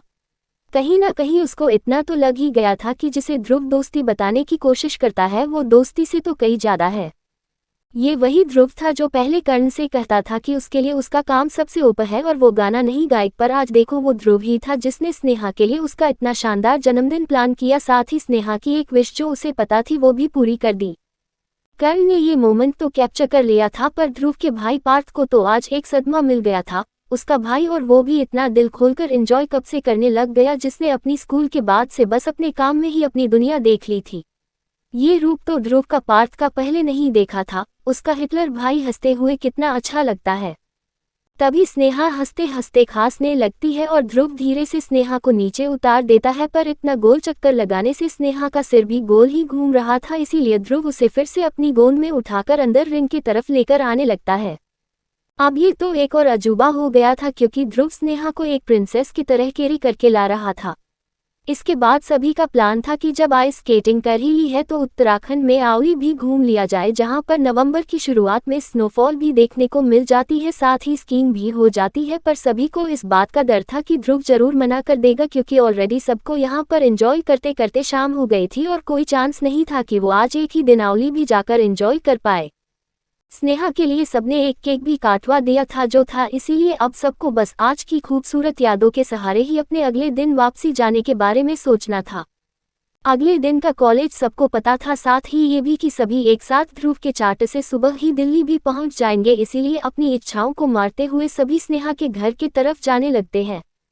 यश का घर रास्ते में ही पड़ा था, इसीलिए वो गाड़ी से उतर कर जाने लगता है। वहीं स्नेहा प्रिया को अपने साथ अपने घर पर सोने के लिए रोक लेती है। वैसे भी कृति और बाकी सब भी स्नेहा के घर ही रुकने वाले थे, पर ध्रुव ने मना कर दिया था। सिंघानियस के देहरादून में भी एक विला था, लेकिन पार्थ वहां जाने से मना कर देता है, क्योंकि उसने सुबह कर्ण को देख लिया था कि कैसे वो स्नेहा के घर में अपनी जगह बना चुका था, और वो अब किसी भी हालत में ये नहीं चाहता था कि स्नेहा के माँ पापा बस कर्ण को ही स्नेहा का भाई समझे। वो भी तो एक भाई था, बेशक थोड़ा लेट बना था। साथ ही पार्थ ये भी जान गया था कि स्नेहा के घर में स्नेहा के कमरे के बगल वाला एक सेम कमरा था, जहां पर कभी कभी नाइट स्टे करने के लिए छोटा यश बचपन में सो जाया करता था। अब पार्थ उस बेडरूम को अपने लिए हथियाना चाहता था।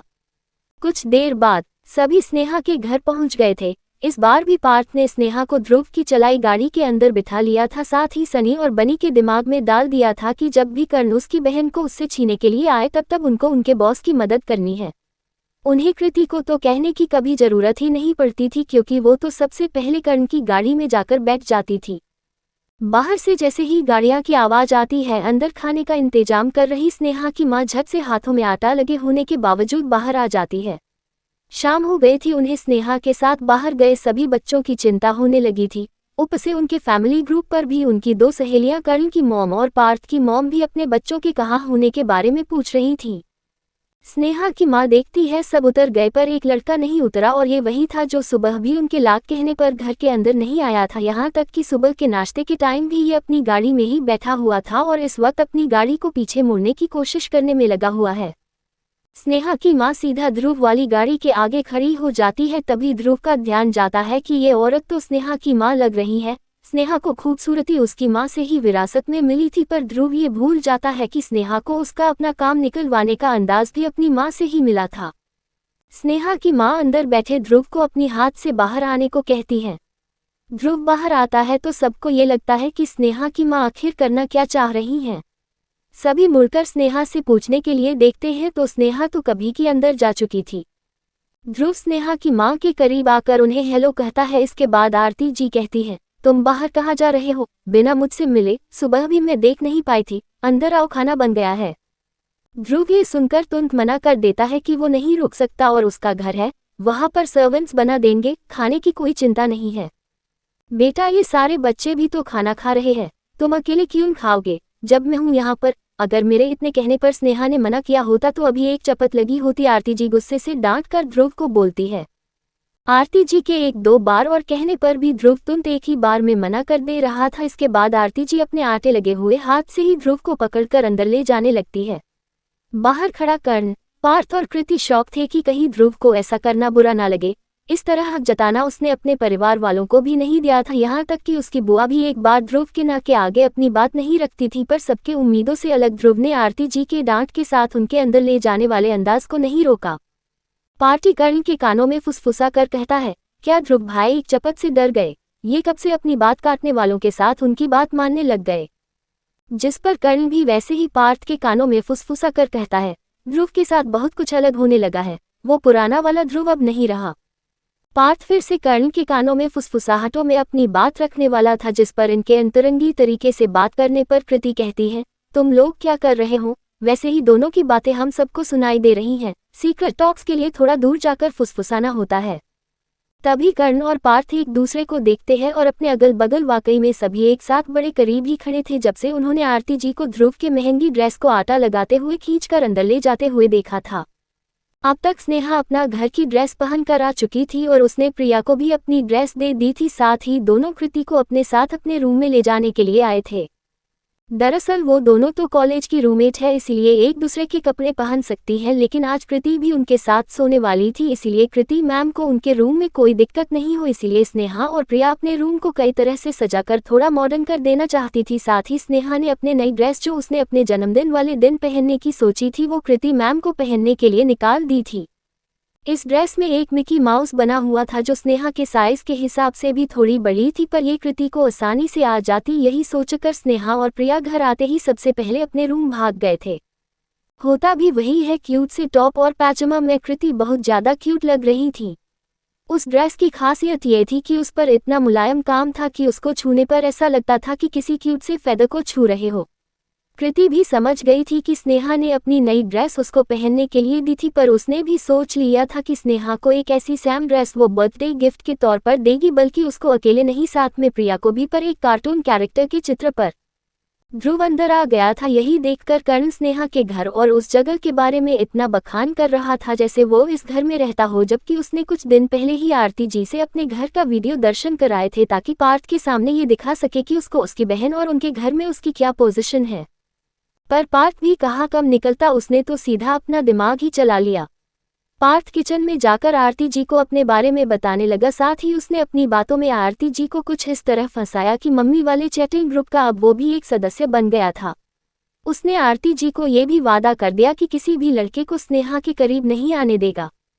ये पार्थ की सबसे बड़ी जीत थी, क्योंकि उसने कर्ण की मॉम को भी चैटिंग में बता दिया था कि वो उनको उनके बच्चों की सारी खबर लाकर देगा। प्रूफ के तौर पर उसने आज की आइस रिंग पर मस्ती और स्नेहा की केक कटिंग की भी अपने फ़ोन से ली तस्वीरें भेज दी। पर उसने एक प्रॉमिस कर्ण की मॉम से लिया था कि एक ही लड़का अलाउ होना चाहिए, जैसे कन्या पूजन में एक लड़का अलाउ होता था। अब अपने बेटे के सीक्रेट्स जानने के चाह में कर्ण की मॉम झट से हाँ कह देती है। इसके बाद पार्थ अपने आप को एक शाबाशी देकर किचन से ऐसे निकला था जैसे कोई बहुत बड़ा काम खत्म करके आया हो। पार्थ की मॉम अपने बेटे के ऐसी हरकत देखकर अपना माथा पकड़ लेती है। वहीं आरती जी मैसेज कर देती है कि ये बिल्कुल स्नेहा का लड़का वर्जन लग रहा है। सारी मम्मी हंसने लगती है, पर खुद को स्नेहा का लड़का वर्जन वाला कमेंट अब पार्थ ने भी पढ़ लिया था ग्रुप में होने से, पर वो ये सोचकर खुश था क्योंकि स्नेहा थी तो सबसे ब्रिलियंट और दिमाग की तेज और टैलेंटेड। डिनर टेबल पर सभी बैठकर खाना आने का इंतजार कर रहे थे। वहीं आरती जी ने स्नेहा और प्रिया को अपनी मदद के लिए अपनी आंखों से ही एक इशारा कर दिया था, क्योंकि स्नेहा के घर पर कोई नौकर चाकर नहीं थे, इसीलिए आरती जी खुद ही सबके लिए खाना तैयार कर चुकी थी। साथ ही साथ गर्मा गर्म फुलके बनाने की तैयारी कर रही थी। आरती जी का हाथ जल्दी जल्दी फुलके बेलने में तेज था, वहीं प्रिया अपने दोनों हाथों से रोटियां सेक सकती थी और स्नेहा का काम था सबको तुरंत की सिकी रोटियां देते रहना। वही टेबल पर ध्रुव, उसके बगल में कर्ण और कर्ण के बगल में कृति, वही कर्ण के सामने पार्थ और उसके अगल बगल सनी और बनी। ये सब बड़े परिवार के बच्चे थे जिन्होंने हमेशा सर्वेंट्स के हाथों ही खाना खाया था, पर पहली बार वो एक सिंपल से डिनर में एक रोटी के आने का इंतजार कर रहे थे। कृति भी आरती जी की किचन में मदद करना चाहती थी, पर उन्होंने मना कर दिया, ये कहकर कि पहली बार आए हो इसीलिए पहले खाना खा लो, अगली बार मेरी मदद कर देना। सभी को लग रहा था कि रोटियां आने में शायद थोड़ा समय लग सकता है, क्योंकि अकेली आरती जी 6 लोगों को एक साथ नहीं खिला पाएगी, पर उन्हें ये देखकर ताज्जुब होता है कि स्नेहा की माँ तो रोटियां बेलने में एक तूफान के तरह थी। इतनी झटपट रोटियां, और वो भी इतनी गोल, और इतने कम समय में सबकी प्लेट पर आ गई थी जो कि स्नेहा लेकर आ रही थी। इसके बाद स्नेहा एक एक करके रोटियां जो प्रिया सीखती जा रही थी वो उस प्लेट में रख रही थी जहां पहले वाली खत्म होने को थी। वैसे नॉर्मल कर्ण और पार्थ बहुत धीरे धीरे खाना खाते थे, पर इस घर में आकर उनके अंदर का भूखा शेर जाग चुका था। स्नेहा की लाई रोटियां पार्थ से पहले कर्ण को मिले, इसी कारण कर्ण में भी बचपना आ गया था और स्नेहा को चपाती प्लीज कहकर अपने तरफ बुलाने लगा। वहीं पार्थ कैसे कर्ण की चालाकी नहीं समझता, इसीलिए उसने भी रोटी अपने पास कर्ण से पहले लाने के लिए जल्दी जल्दी अपनी वाली रोटियां खाने लगा। जहां एक तरफ सभी ये देखकर हैरान थे कि जो अभी एक रोटी बस पहले उनको मिलने के लिए झगड़ रहे हैं वो कोई आम इंसान नहीं है, बल्कि इतने अमीर है कि चाहे तो अपने एक इशारे पर कई सर्वेंट्स को अपने लिए कई रोटियां बनवाने को बोल सकते हैं और बिना किसी इंतजार के उनके पास आ भी सकती है। पर स्नेहा के घर पर अपनी पहुंच दिखाने के चक्कर में बिल्कुल बच्चे की तरह एक रोटी के लिए ऐसे युद्ध में थे कि स्नेहा को भी कंफ्यूजन होने लगा कि साथ दोनों के दोनों की चपाती कैसे खत्म हो सकती है। ये तो अच्छा था कि आरती जी रोटियां बनाने में सुपर फास्ट थी, बना उनके घर आए ये दो स्नेहा के भाई अपनी बारी का इंतजार भी नहीं कर पाते और सीधा किचन से ही खाना खाने लगते। ध्रुव को भी यकीन नहीं आ रहा था कि ये दोनों उसके भाई और उसका दोस्त है। वही कृति को कर्ण का यू पार्थ से बस एक चपाती के लिए लड़ना बड़ा फनी लग रहा था, पर स्नेहा भी थी तो इनकी ही बहन, इसीलिए सबको एक एक रोटियां दे रही थी। वहीं कर्ण और पार्थ को एक की आधी, ताकि फिर ये सबसे पहले मिलने वाली चीज पर लड़े नहीं। खाना खत्म होने के बाद बारी थी छोटे छोटे गुलाब जामुन की, जो था स्नेहा का फेवरेट। इतने छोटे से गुलाब जामुन थे कि स्नेहा चाहे तो अपने मुंह में कई सारे एक साथ भर लेती थी। स्नेहा सबको गर्मागर्म खाना खिलाने के बाद सबके लिए गुलाब जामुन एक ट्रे में लगाने लगी, पर उससे अब कंट्रोल नहीं हो रहा था कि उसकी पसंदीदा चीज उसके सामने है और उसको उसकी माँ ने इंतजार करने को कहा था। स्नेहा सोचती है क्यों ना चुपके से एक अपने मुंह में भर लिया जाए। उसकी माँ वैसे भी अब किचन में थोड़ी साफ सफाई में लगी हुई है और प्रिया तो उसकी बेस्ट फ्रेंड है, वो थोड़ी ना उसकी माँ को बताएगी। यही सोचकर स्नेहा जैसे ही अपने हाथों से एक गुलाब जामुन को उठाकर अपने मुंह के पास ले जा ही रही थी कि उसकी माँ ने तुरंत उसे एक डांट लगाई कि पहले बाहर इंतजार कर रहे मेहमानों को देकर आओ, फिर वो खुद स्नेहा को अपने हाथों से खिला देगी। बिन मन से स्नेहा उस उठाए हुए गुलाब जामुन को bye bye eat you later कहकर 6 बोल्स में ही रख देती है और ट्रे उठाकर किचन के बाहर आने लगती है। डाइनिंग टेबल किचन के पास ही था और उसी तरफ कृति भी बैठी थी, जिसकी नजरों से स्नेहा की टकटकी लगाई आंखें नहीं छिपती। दरअसल स्नेहा ने अपना मन मारकर गुलाब जामुन तो रख दिया था, पर अपनी नज़र से उनको दूर नहीं कर पा रही थी। स्नेहा का पूरा फोकस बस उन छोटे छोटे हर बोल में रखी गुलाब जामुन पर था। कृति ने एक कोहनी अपने बगल में बैठे कर्ण पर मारी, जिसने भी स्नेहा का यूं गुलाब जामुन को घूरता हुआ प्यारा सा चेहरा देख लिया था। जैसे ही स्नेहा कृति के पास जाकर उसके सामने एक बोल उठाकर रखती है, वैसे ही स्नेहा की नज़र गुलाब जामुन का पीछा करते करते कृति के सामने रखे गुलाब जामुन पर ही टिकती है, जैसे अपने मन में फिर से उन गुलाब जामुन को कुछ कहना चाह रही हो कि सॉरी मैं तुम्हें अभी नहीं खा पाई। पर अचानक स्नेहा की आंखें धीरे धीरे बड़ी होने लगती है, क्योंकि कृति के बोल का एक गुलाब जामुन सीधा उसके मुंह के पास आ रहा था और ये देखकर स्नेहा का मुंह भी अपने आप खुल जाता है और एक मीठा मीठा गुलाब जामुन खाकर स्नेहा की स्माइल एक सैटिस्फैक्शन में बदल जाती है। खाने में इतना सैटिस्फैक्टरी स्माइल देखकर तो सबके मन में यही चलता है कि कब उनको भी वो गुलाब जामुन खाने को मिले। स्नेहा अब प्यारी सी स्माइल लिए आगे कर्ण के पास आती है, पर अभी भी उसकी नज़र टिकी होती है सिर्फ गुलाब जामुन पर ही जो उसने कर्ण के सामने रखे थे। कर्ण ने भी देख लिया था कि कैसे स्नेहा एक गुलाब जामुन खाकर खुश हो गई थी, इसीलिए उसने भी अपनी बोल का एक गुलाब जामुन स्नेहा के मुंह में डाल दिया था। स्नेहा उसी तरह आगे बढ़ गई और कर्ण की तरह एक एक करके सबने स्नेहा के मुंह को गुलाब जामुन से भर दिया, पर ताज्जुब की बात यह थी कि ऑलरेडी मुंह में गुलाब जामुन भरे होने के बाद भी स्नेहा ने किसी को ना नहीं कहा और सबके पास बोल ले जा कर देने भी लगी। ध्रुव शांत बैठा ये सब देख रहा था। उसकी नज़रों से कुछ भी नहीं छुटा था, यहाँ तक कि कैसे वो अपनी नज़रों से दूर जाते गुलाब जामुन को इस आस से देख रही थी कि कैसे वो सारे अपने मुंह में भर सकती है। ध्रुव के पास आते ही स्नेहा का पूरा मुंह भर चुका था, जिसे वो धीरे धीरे चबा रही थी। पर अब तक स्नेहा को भी ये पता लग चुका था कि सभी उसको पहले गुलाब जामुन जरूर खिलेंगे, इसीलिए ध्रुव के पास जाकर भी उसने अपना मुंह जो इतना खाने के बाद भी और खाना चाहता था उसे खोलकर ध्रुव के सामने वो आखिरी बोल भी रख दी। साथ ही अपने एक उंगली से अपने मुंह की तरफ इशारा करने लगी, जैसे बता रही हो कि अपना वाला जल्दी से दे दो ताकि मैं एक साथ सारे खाने को आराम से बाइट लेते लेते खा लूं। पर इतने क्यूट तरीके से अपना हक मानते हुए देख इतनी देर से अपनी हंसी दबाए हुए ध्रुव से अब बर्दाश्त नहीं होता और अपना पेट पकड़कर हंसने लगता है। स्नेहा की ये हरकत देखकर हंसी तो सबको आ रही थी, पर सबको डर था कि ध्रुव कहीं अपनी आंखें ना दिखा दे। ध्रुव को वैसे भी शांति पसंद है, पर ये तो ध्रुव ही था जिसका लाफ्टर बॉम्ब अचानक फूट पड़ा था। ध्रुव की हंसी देखकर सभी हंसने लगते, पर दो लोग बस अपना मुंह में भरा गुलाब जामुन घटक रहे थे। शौक हुआ पार्थ, जिसने स्नेहा के बोल देने के बाद एक साथ 4 गुलाब जामुन अपने मुंह में भर लिए थे, तो उसको कैसे पता होगा कि अचानक उसके आसपास के लोग क्यों हंसने लगे। सबसे जरूरी बात, उसका भाई वो भी ऐसे हंस रहा था जैसे उसने सारी हंसी आज ही कर लेनी है और कल उसको हंसने को नहीं मिलेगा। पार्थ अपने मुंह को चलाते हुए कहने की कोशिश करता है, क्या हुआ, जिसे देखकर कर्ण भी अपनी हंसी नहीं रोक पाता और टेबल पर अपने हाथ मारकर पार्थ की तरफ अपनी उंगली कर देता है। तभी स्केट्स ध्यान जाता है कि स्नेहा क्या पार्थ ने भी ऐसा ही किया था। एक साथ गुलाब जामुन को अपने मुंह में भरने के बाद वो लोग अपना फूला हुआ मुंह के साथ किसी टेडी से कम नहीं लग रहे थे। अंदर से इतनी हंसी की आवाज सुनकर प्रिया भी बाहर आ जाती है, जिसकी नज़र सबसे पहले पार्थ पर जाती है, जिसके मुंह में खाना होने के कारण फूला हुआ मुंह बहुत क्यूट लग रहा था। पर उसे पार्थ की तरफ देखकर हंसने में थोड़ा डर लग रहा था, क्योंकि वो बस उसी को ऐसे घूर रहा था कि अगर बॉस पर हंसने की कोशिश भी करी तो देखना वो क्या करेगा। इसीलिए प्रिया बस खासकर ही अपनी हंसी दबा लेती है। मासूम स्नेहा को पता ही नहीं चलता कि आखिर ये सब हंस क्यों रहे हैं। उसने कोई गलती थोड़ी करी, बल्कि जैसे सबने उसको खिलाया वैसे ही ध्रुव को भी बस बता दिया कि उसके मुंह में खिला दे। अब हंसने की क्या बात थी इसमें। स्नेहा सीधा पार्थ के तरफ देखती है, क्योंकि उसके अलावा हर कोई अपनी हंसी नहीं रोक पा रहा था, पर आपस में एक दूसरे को देखकर वो बस अपने कंधे उचका देते हैं, क्योंकि दोनों को समझ नहीं आ रहा था कि बाकी सबको हंसी क्यों आ रही थी। ध्रुव स्नेहा को अपने पास आने का कहता है। अब तक स्नेहा ने पहले का मुंह में ठूस कर खाया हुआ निगल लिया था, इसीलिए ध्रुव स्नेहा को अपने हाथों से एक गुलाब जामुन खिलाने के लिए अपना हाथ आगे बढ़ाता है, जिसे देखकर स्नेहा पहले की ध्रुव की हंसी सब भूलकर सारा कंसंट्रेशन गुलाब जामुन पर करने लगती है। ध्रुव वो गुलाब जामुन स्नेहा के मुंह के पास लाता है। इसे देखकर स्नेहा झट से अपना मुंह को बड़ा करने की कोशिश करती है कि जल्दी से वो ये वाला भी खा ले, पर स्नेहा वो गुलाब जामुन खा पाती इससे पहले ध्रुव जल्दी से अपने मुंह में वो गुलाब जामुन खा लेता है। अपनी आंखों से अचानक गायब होते गुलाब जामुन को याद करके स्नेहा अपनी आंखें बड़ी करके ध्रुव को ही देखने लगती है। अब ऐसा तो उसने सोचा नहीं था कि ध्रुव उसके साथ ऐसा भी कर सकता था। ऊपर से ध्रुव फिर से हंसने लगा था।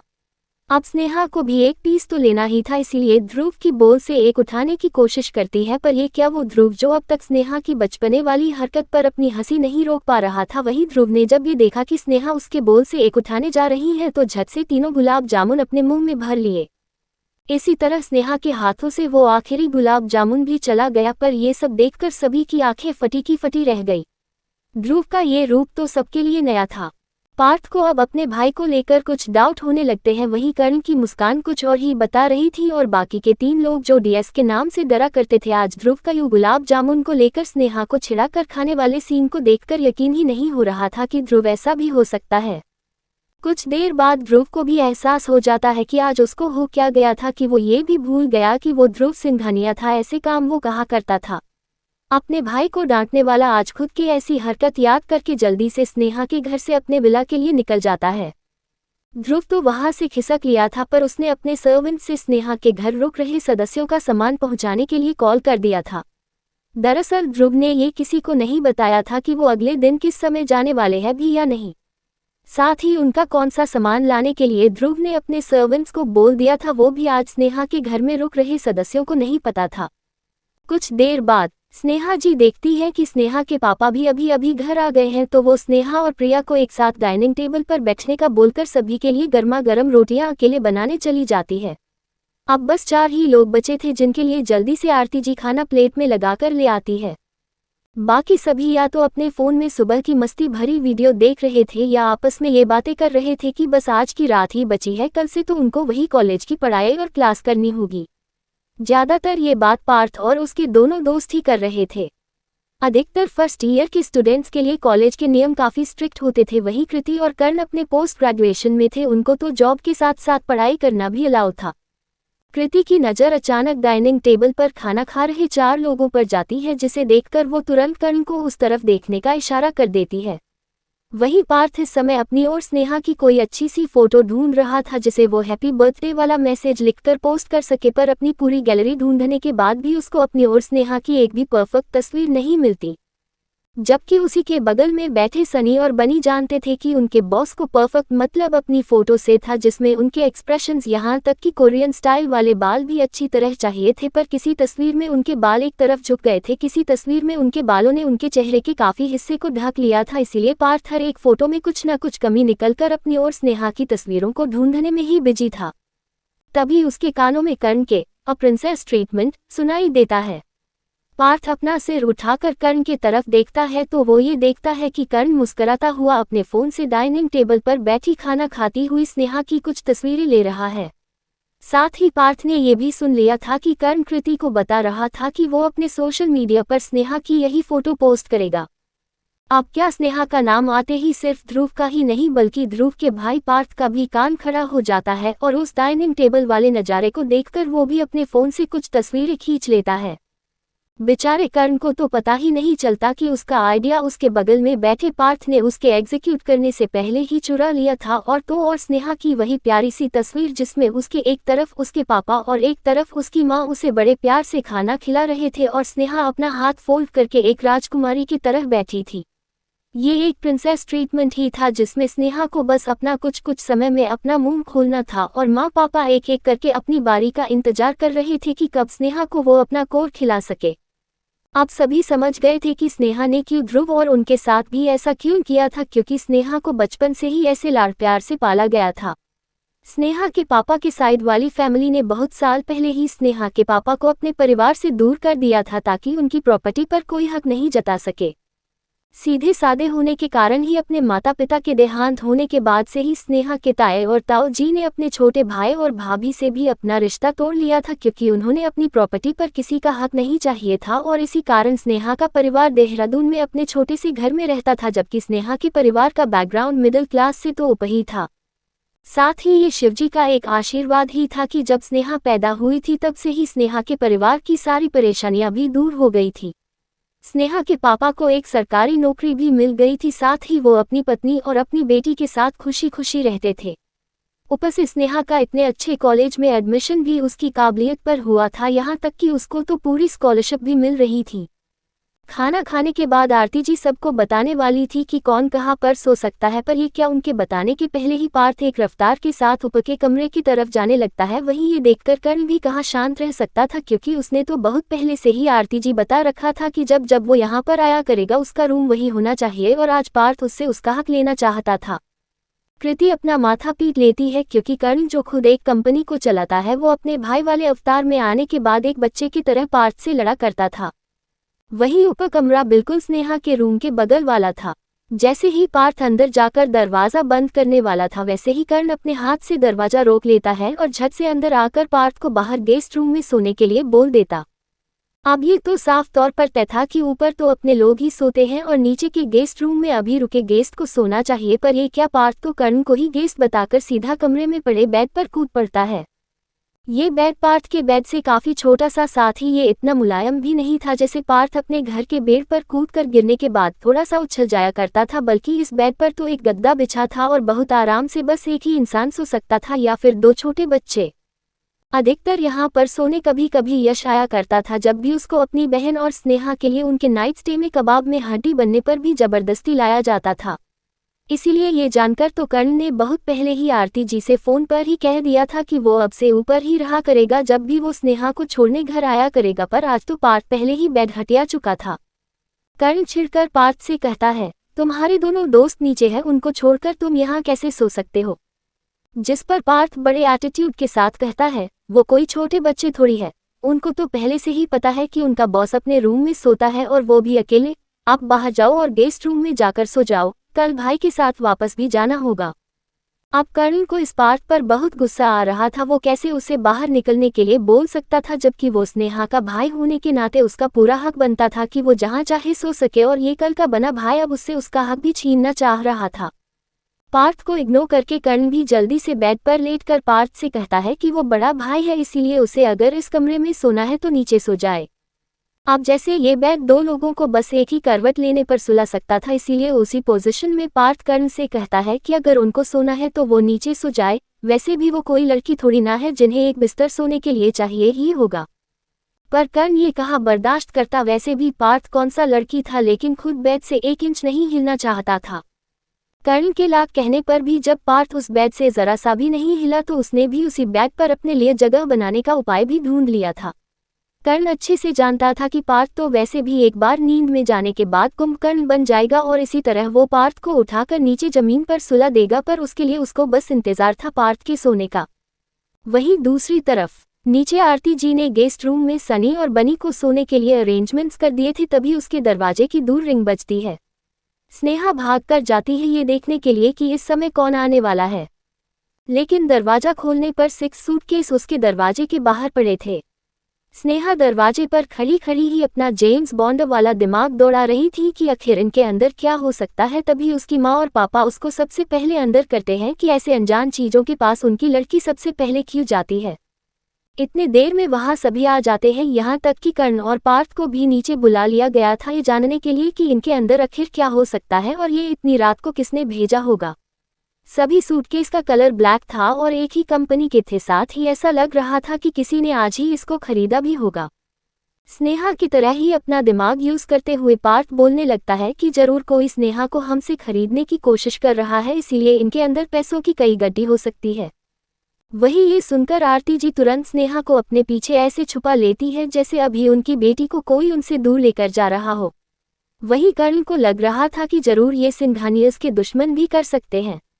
ध्रुव ने इस बार किसी को अपने आने का नहीं बताया था, लेकिन शायद किसी ने हम पर नजर रखी होगी और शायद इनमें बम भी हो सकता है, इसीलिए वो सबको उन सूटकेस से दूर होने के लिए कह देता है। सभी इन सूटकेस की गुत्थी को सुझाने में इतना बिजी थे कि पार्थ, स्नेहा और कर्ण के फोन पर कब से ध्रुव कॉल कर रहा था, पर ये तीनों तो अपने आप को जेम्स बॉन्ड बनाने में ही तुले हुए थे। तभी कृति के पास ध्रुव का कॉल आता है और फोन उठाने के बाद वो जो सुनती है उसके बाद तो उसका मन कर रहा था कि इन तीनों भाई बहन को उठाकर खूब पीटे। जहां एक तरफ ये तीनों आपस में अपनी अपनी लॉजिक से सबको डराने में लगे हुए थे और दूसरी तरफ कृति सीधा उन सूटकेस के पास जाकर खड़ी हो जाती है। ये देखकर तो कर्ण जल्दी से कृति को इन सूटकेस से दूर करना चाह रहा था, पर उतने देर में कृति उन सूटकेस में से एक खोल देती है, जिसके अंदर का सामान देखकर सभी कर्ण, पार्थ और स्नेहा को घूर रहे थे। दरअसल इसमें ना तो नोटों की गड्डी थी, ना कोई बम, ना ही कोई सीक्रेट चीज, बल्कि इसमें तो कपड़े थे। कृति सबको बताती है कि ये ध्रुव ने भेजा है, हम बर्थडे के लिए नहीं बल्कि बर्थवीक के लिए यहाँ पर आए हैं। अपना अपना सूटकेस उठा लो। पार्थ थोड़ा नजदीक आकर देखता है तो उसे उसमें अपनी चड्डी नजर आ जाती है। ये तो उसी का बैग हो सकता था। जल्दी से बंद करके वो अपना सूटकेस ऊपर के रूम में ले जाने लगता है। वहीं सभी अपना अपना सामान उठाकर अपने बताए गए रूम में ले जाकर जो कुछ भी अभी हुआ उसे याद करके अपना पेट पकड़कर हंसने लगते हैं। अपनी बातों को गलत होता देख इस बार पार्थ और कर्ण बिना कुछ शिकायत करे उसी रूम में एक साथ सोने के लिए चले जाते हैं। वहीं कृति भी अपना सूटकेस ढूंढकर स्नेहा और प्रिया के साथ सोने चली जाती है। मुंह लटका कर पार्थ अपने सूटकेस में से अपने स्लीपिंग नाइट सूट निकालता है, पर ये क्या वहां पर सारे कलर तो बस पिंक ही थे, जबकि उसके पास कोई कपड़ों के कलर की कमी थोड़ी थी। पार्थ सीधा फोन अपने भाई को मिलाता है ताकि पूछ सके कि उसके बाकी कलर के कपड़े क्यों नहीं भेजे, पर ये क्या ध्रुव तो अपने भाई का फोन ही नहीं उठाता। यहाँ तक कि बस एक मैसेज डू नॉट डिस्टर्ब लिखकर अपना फोन ही ऑफ कर देता है। पार्थ बेचारा अब कुछ कर भी नहीं सकता था। ऐसा नहीं था कि ये नहीं पहचान पाया था कि जितने भी कपड़े ध्रुव ने उसके भिजवाए थे वो उसके नहीं थे, पर सभी एक ही कलर के भेजने से पार्थ थोड़ा अपने भाई से नाराज था। पर अब रात में कैसे अपने विला जाएगा, यही सोचकर पार्थ एक हल्के पिंक कलर के नाइट सूट को निकालकर पहनने चले जाता है। जैसा पार्थ को उसके सूटकेस में एक सरप्राइज मिला था वैसा और किसी के साथ नहीं था, बल्कि उनके पास कुछ जैकेट्स जो काफी ठंड होने पर पहनी जाती है, साथ ही कुछ ग्लव्स भी थे। सभी अपने अपने रूम में जाकर यही सोचने लगते हैं कि नवंबर के इतने शुरुआत में इतनी ठंड तो नहीं है यहाँ की ध्रुव को जैकेट्स भेजनी पड़ रही हैं। वहीं दूसरी तरफ ध्रुव जब अपने रूम में आया था तो उसने अपने वॉलेट से एक पेज निकाला जिस पर उसने कुछ जगहों और कुछ चीज़ों के नाम लिखे थे, साथ ही ऊपर नाम विशलिस्ट लिखा हुआ था जिसमें से एक पर आज उसने अपने पेन से चेक का टिक लगा दिया था। अब ये अलग बात थी कि आखिर ये विशलिस्ट थी किसकी और ध्रुव को कब से ऐसे चीज़ों का शौक होने लगा था। उधर स्नेहा के रूम में कृति को घेरे हुए स्नेहा और प्रिया ऐसे चिपके हुए थे जैसे आज उन्हें वो सूटकेस के अंदर से बहुत बड़ा राज मिलने वाला हो, जबकि कृति के खोलने के बाद उसमें से भी कृति के साइज के कुछ कपड़े, साथ ही एक ऐसी जैकेट जिसे पहनकर घर के अंदर तो नहीं रुका जा सकता। वही स्नेहा और प्रिया को भी नहीं समझ आता कि उनका अचानक कॉलेज जाना कैंसिल भी हो गया, साथ ही बर्थ वीक का क्या मतलब था। क्या वो एक हफ्ता बस एक दूसरे के जन्मदिन ही मनाते रहेंगे? स्नेहा तो सोचते सोचते ही सो गई थी। वहीं प्रिया भी सुबह से थकी होने के कारण जल्दी सो गई थी, पर कृति को कर्ण सोने ही नहीं दे रहा था, बल्कि वो तो कृति से ध्रुव के फोन पर कहीं हर बात को बताने के लिए मजबूर कर रहा था ताकि कल किसी के पूछने पर वो ये बता सके कि उसको तो कल रात ही सारा प्लान पता चल गया था। वही कर्ण इंतजार भी कर रहा था कि कब पार्थ सोएगा और वो उसे नीचे एक गड्ढे पर लेटा कर सुबह ऊपर सुला देगा। कृति से बात करते करते कर्ण को पता भी नहीं चला कि सुबह से सबको मस्ती मस्ती में परेशान करने वाला कब का सो चुका है। साथ ही समय भी 11:15 बज चुके थे। कर्ण उठकर पार्थ को नीचे सुलाने के लिए उठाने ही जा रहा था कि तब तक उसके कमरे का कोई दरवाजा नॉक करने लगता है। अपनी चोरी ना पकड़ी जाए इसीलिए पहले कर्ण पार्थ को उसी पोजीशन में ऊपर ही सोने देता है और दरवाजे को खोलने के लिए चला जाता है। दरवाजे पर सनी और बनी एक केक लिए खड़े थे जिस पर एक कैंडल भी लगी हुई थी। कर्ण दोनों से कहता है कि जन्मदिन तो हो गया, अब क्या करना चाह रहे हो, रात हो गई है, मुझे और पार्थ को सोने दो। तभी बनी अंदर आकर देखने लगता है कि उनका बॉस तो सो चुका है। बनी सनी की तरफ देखकर बोलता है, mission has to abort, boss तो सो गए, अब इनको उठाना नामुमकिन है। वही कर्ण के कानों में जब किसी मिशन का नाम सुनाई देता है तो बनी को बाहर जाने से रोककर पूछता है, कौन सा मिशन और तुम सब केक लेकर पार्थ के पास क्यों न आए हो? बनी और सनी एक दूसरे को देखते हैं, फिर पूरे बेड पर फैलकर सोते पार्थ को देखते हैं और सोचते हैं कि हमें मिशन बता देना चाहिए। बेशक इसके लिए उनके कप्तान को बिना नींद में जगाए ही मिशन पूरा होने दिया जाए। सनी कर्ण को बताने लगता है कि पार्थ बॉस चाहते थे कि स्नेहा का जन्मदिन खत्म होने से पहले एक केक काटा जाए ताकि ये दिन याद रखा जा सके, साथ ही ये हमारी दोस्ती को पक्का करने वाला प्रण भी होगा। हम 5 दोस्त पर हमारे बॉस तो सो गए हैं, समझ में ये नहीं आ रहा कि इस केक का क्या करे। जिस पर कर्ण दोनों को डांटते हुए कहता है कि अगर केक 12 बजे से पहले काटना था तो तुम लोग अब तक क्या कर रहे थे, कम से कम मुझे ही बता दिया होता, मैं पार्थ को जल्दी सोने से रोक लेता। जबकि कर्ण अच्छे से जानता था कि उसने पार्थ को जल्दी सुलाने के लिए क्या क्या किया था। इतना स्लो ओपेरा लगाया हुआ था जिसे सुनकर बेचारा पार्थ घोड़े क्या अपना तबेला भी बेचकर सो चुका था। अब ये बात वो किसी को बता थोड़ी सकता था। स्नेहा का रूम बगल में होने के कारण कर्ण वो केक बेचारे सनी और बनी से लेकर सीधा स्नेहा के रूम का दरवाजा खटखटाने लगता है। कृति तो अभी तक कर्ण से ही बात कर रही थी, इसलिए उसने तुरंत दरवाजा खोल दिया और सामने कर्ण को एक बड़ी मुस्कान के साथ केक लिए खड़े देखा। इससे पहले कृति कुछ पूछ पाती, कर्ण ही अंदर आकर बताने लगता है कि उसकी बहन का उसके साथ का ये पहला जन्मदिन है, इसीलिए एक रात में भी तो केक काटना बनता है। पीछे खड़े सनी और बनी एक दूसरे की तरफ देखते हुए सोचते हैं कि ये केक वाला आइडिया तो उनके बॉस और उनके ग्रुप का था। उनके नाम का कोई अब तक क्रेडिट क्यों नहीं सुनाई दिया, पर कर्ण तो सीधा अपने हाथों में केक लिए स्नेहा की तरफ जाने लगता है। पर ये क्या, यहाँ तो स्नेहा भी सो रही थी। कर्ण कृति को स्नेहा को उठाने के लिए कहता है, पर स्नेहा टस से मज नहीं होती, जबकि रूम में हलचल होने के कारण प्रिया की आंखें खुल जाती है और सनी और बनी को वहां देखकर उसे भी याद आ जाता है कि पार्थ ने उससे कहा था कि रात में सोना मत, हम एक केक काट कर खाएंगे, पर वो तो भूल गई। साथ में उसे यहाँ वहां देखने पर पार्थ कहीं नहीं दिखता। प्रिया सनी से पूछती है कि पार्थ कहाँ है, जिस पर कर्ण एटीट्यूड के साथ कहता है कि कुंभकर्ण सो चुका है और अब वो कल सुबह से पहले नहीं उठेगा। लेकिन इतने देर कृति के स्नेहा को उठाने के बाद भी जब स्नेहा बस अपना करवट ले लेती है तो प्रिया को भी सबको बताना पड़ता है कि स्नेहा अगर अपनी नींद में सो जाती है तो उसे उठाना नामुमकिन होता है, ये भी अब कल ही उठ सकती है। अब ये सुनकर तो बेचारे कर्ण को एक खड़े खड़े शौक लगता है। आइडिया प्लान करने वाला कुंभकर्ण, जिसके लिए आइडिया एग्जीक्यूट किया वो भी कुंभकर्ण। पार्थ और स्नेहा की ये आदत देखकर तो वहां खड़े सभी लोगों को यकीन आ जाता है कि ये दोनों सच में किसी जन्म के भाई बहन ही होंगे जो इस जन्म में आखिर मिल गए। पर अब किया भी क्या जा सकता था। केक तो रूम में आ चुका था। तभी कुछ सोचते हुए सनी के दिमाग की बत्ती जलती है। सनी स्नेहा के पास आकर सबको बोलता है कि क्यों ना हम स्नेहा के द्वारा बस एक बार कैंडल ब्लो करवा दे, इसके बाद हम केक आपस में खा सकते हैं। साथ ही स्नेहा का हाथ पकड़कर केक ही तो कटवाना है। ये काम के लिए स्नेहा को नींद से उठाना जरूरी थोड़ी है, बस थोड़ा सा बेड पर उठाना होगा। सनी की बात पर बनी भी अपनी हामी दे देता है और प्रिया को भी अपने दोस्तों की बात पर अपनी हामी देनी पड़ती है। फिर क्या वही होता है जिसका किसी ने कभी नहीं सोचा था। कर्ण स्नेहा को थोड़ा सा उठाकर बिठा देता है और कृति वो केक स्नेहा के सामने ले आती है। वही सनी का काम था इस रात की मेमोरीज को अपने फोन में साझो कर रखना। कर्ण स्नेहा की छोटी सी नाक तो एक बार कुछ समय के लिए दबा कर रखता है और जैसे ही वो छोड़ता है स्नेहा एक फूंक के साथ केक पर जलाई कैंडल को बुझा देता है। इसके बाद सभी क्लैपिंग करके स्नेहा के लिए बर्थडे थीम सॉन्ग भी गाने लगते हैं। पर स्नेहा को क्या, वो तो अपने सपने में कई बड़े बड़े पहाड़ों में बैठे दूर से एक दुनिया को देख रही थी जिसमें कई चॉकलेट और कई सारे केक के कैसल बने हुए थे। इसके बाद कर्ण और प्रिया स्नेहा के हाथों से उस केक का एक पीस कटवा लेते हैं और पहले बाइट को बस स्नेहा के मुंह के पास ले जाकर एक तस्वीर खींचने की बात हुई थी, पर यहाँ तो स्नेहा के सपने में वो उस कैसल के पास जा चुकी थी और अपने सामने इतने बड़े केक को देखकर बस उसे खाने ही जा रही थी, पर वो कैसल बार बार उससे दूर होता जा रहा था।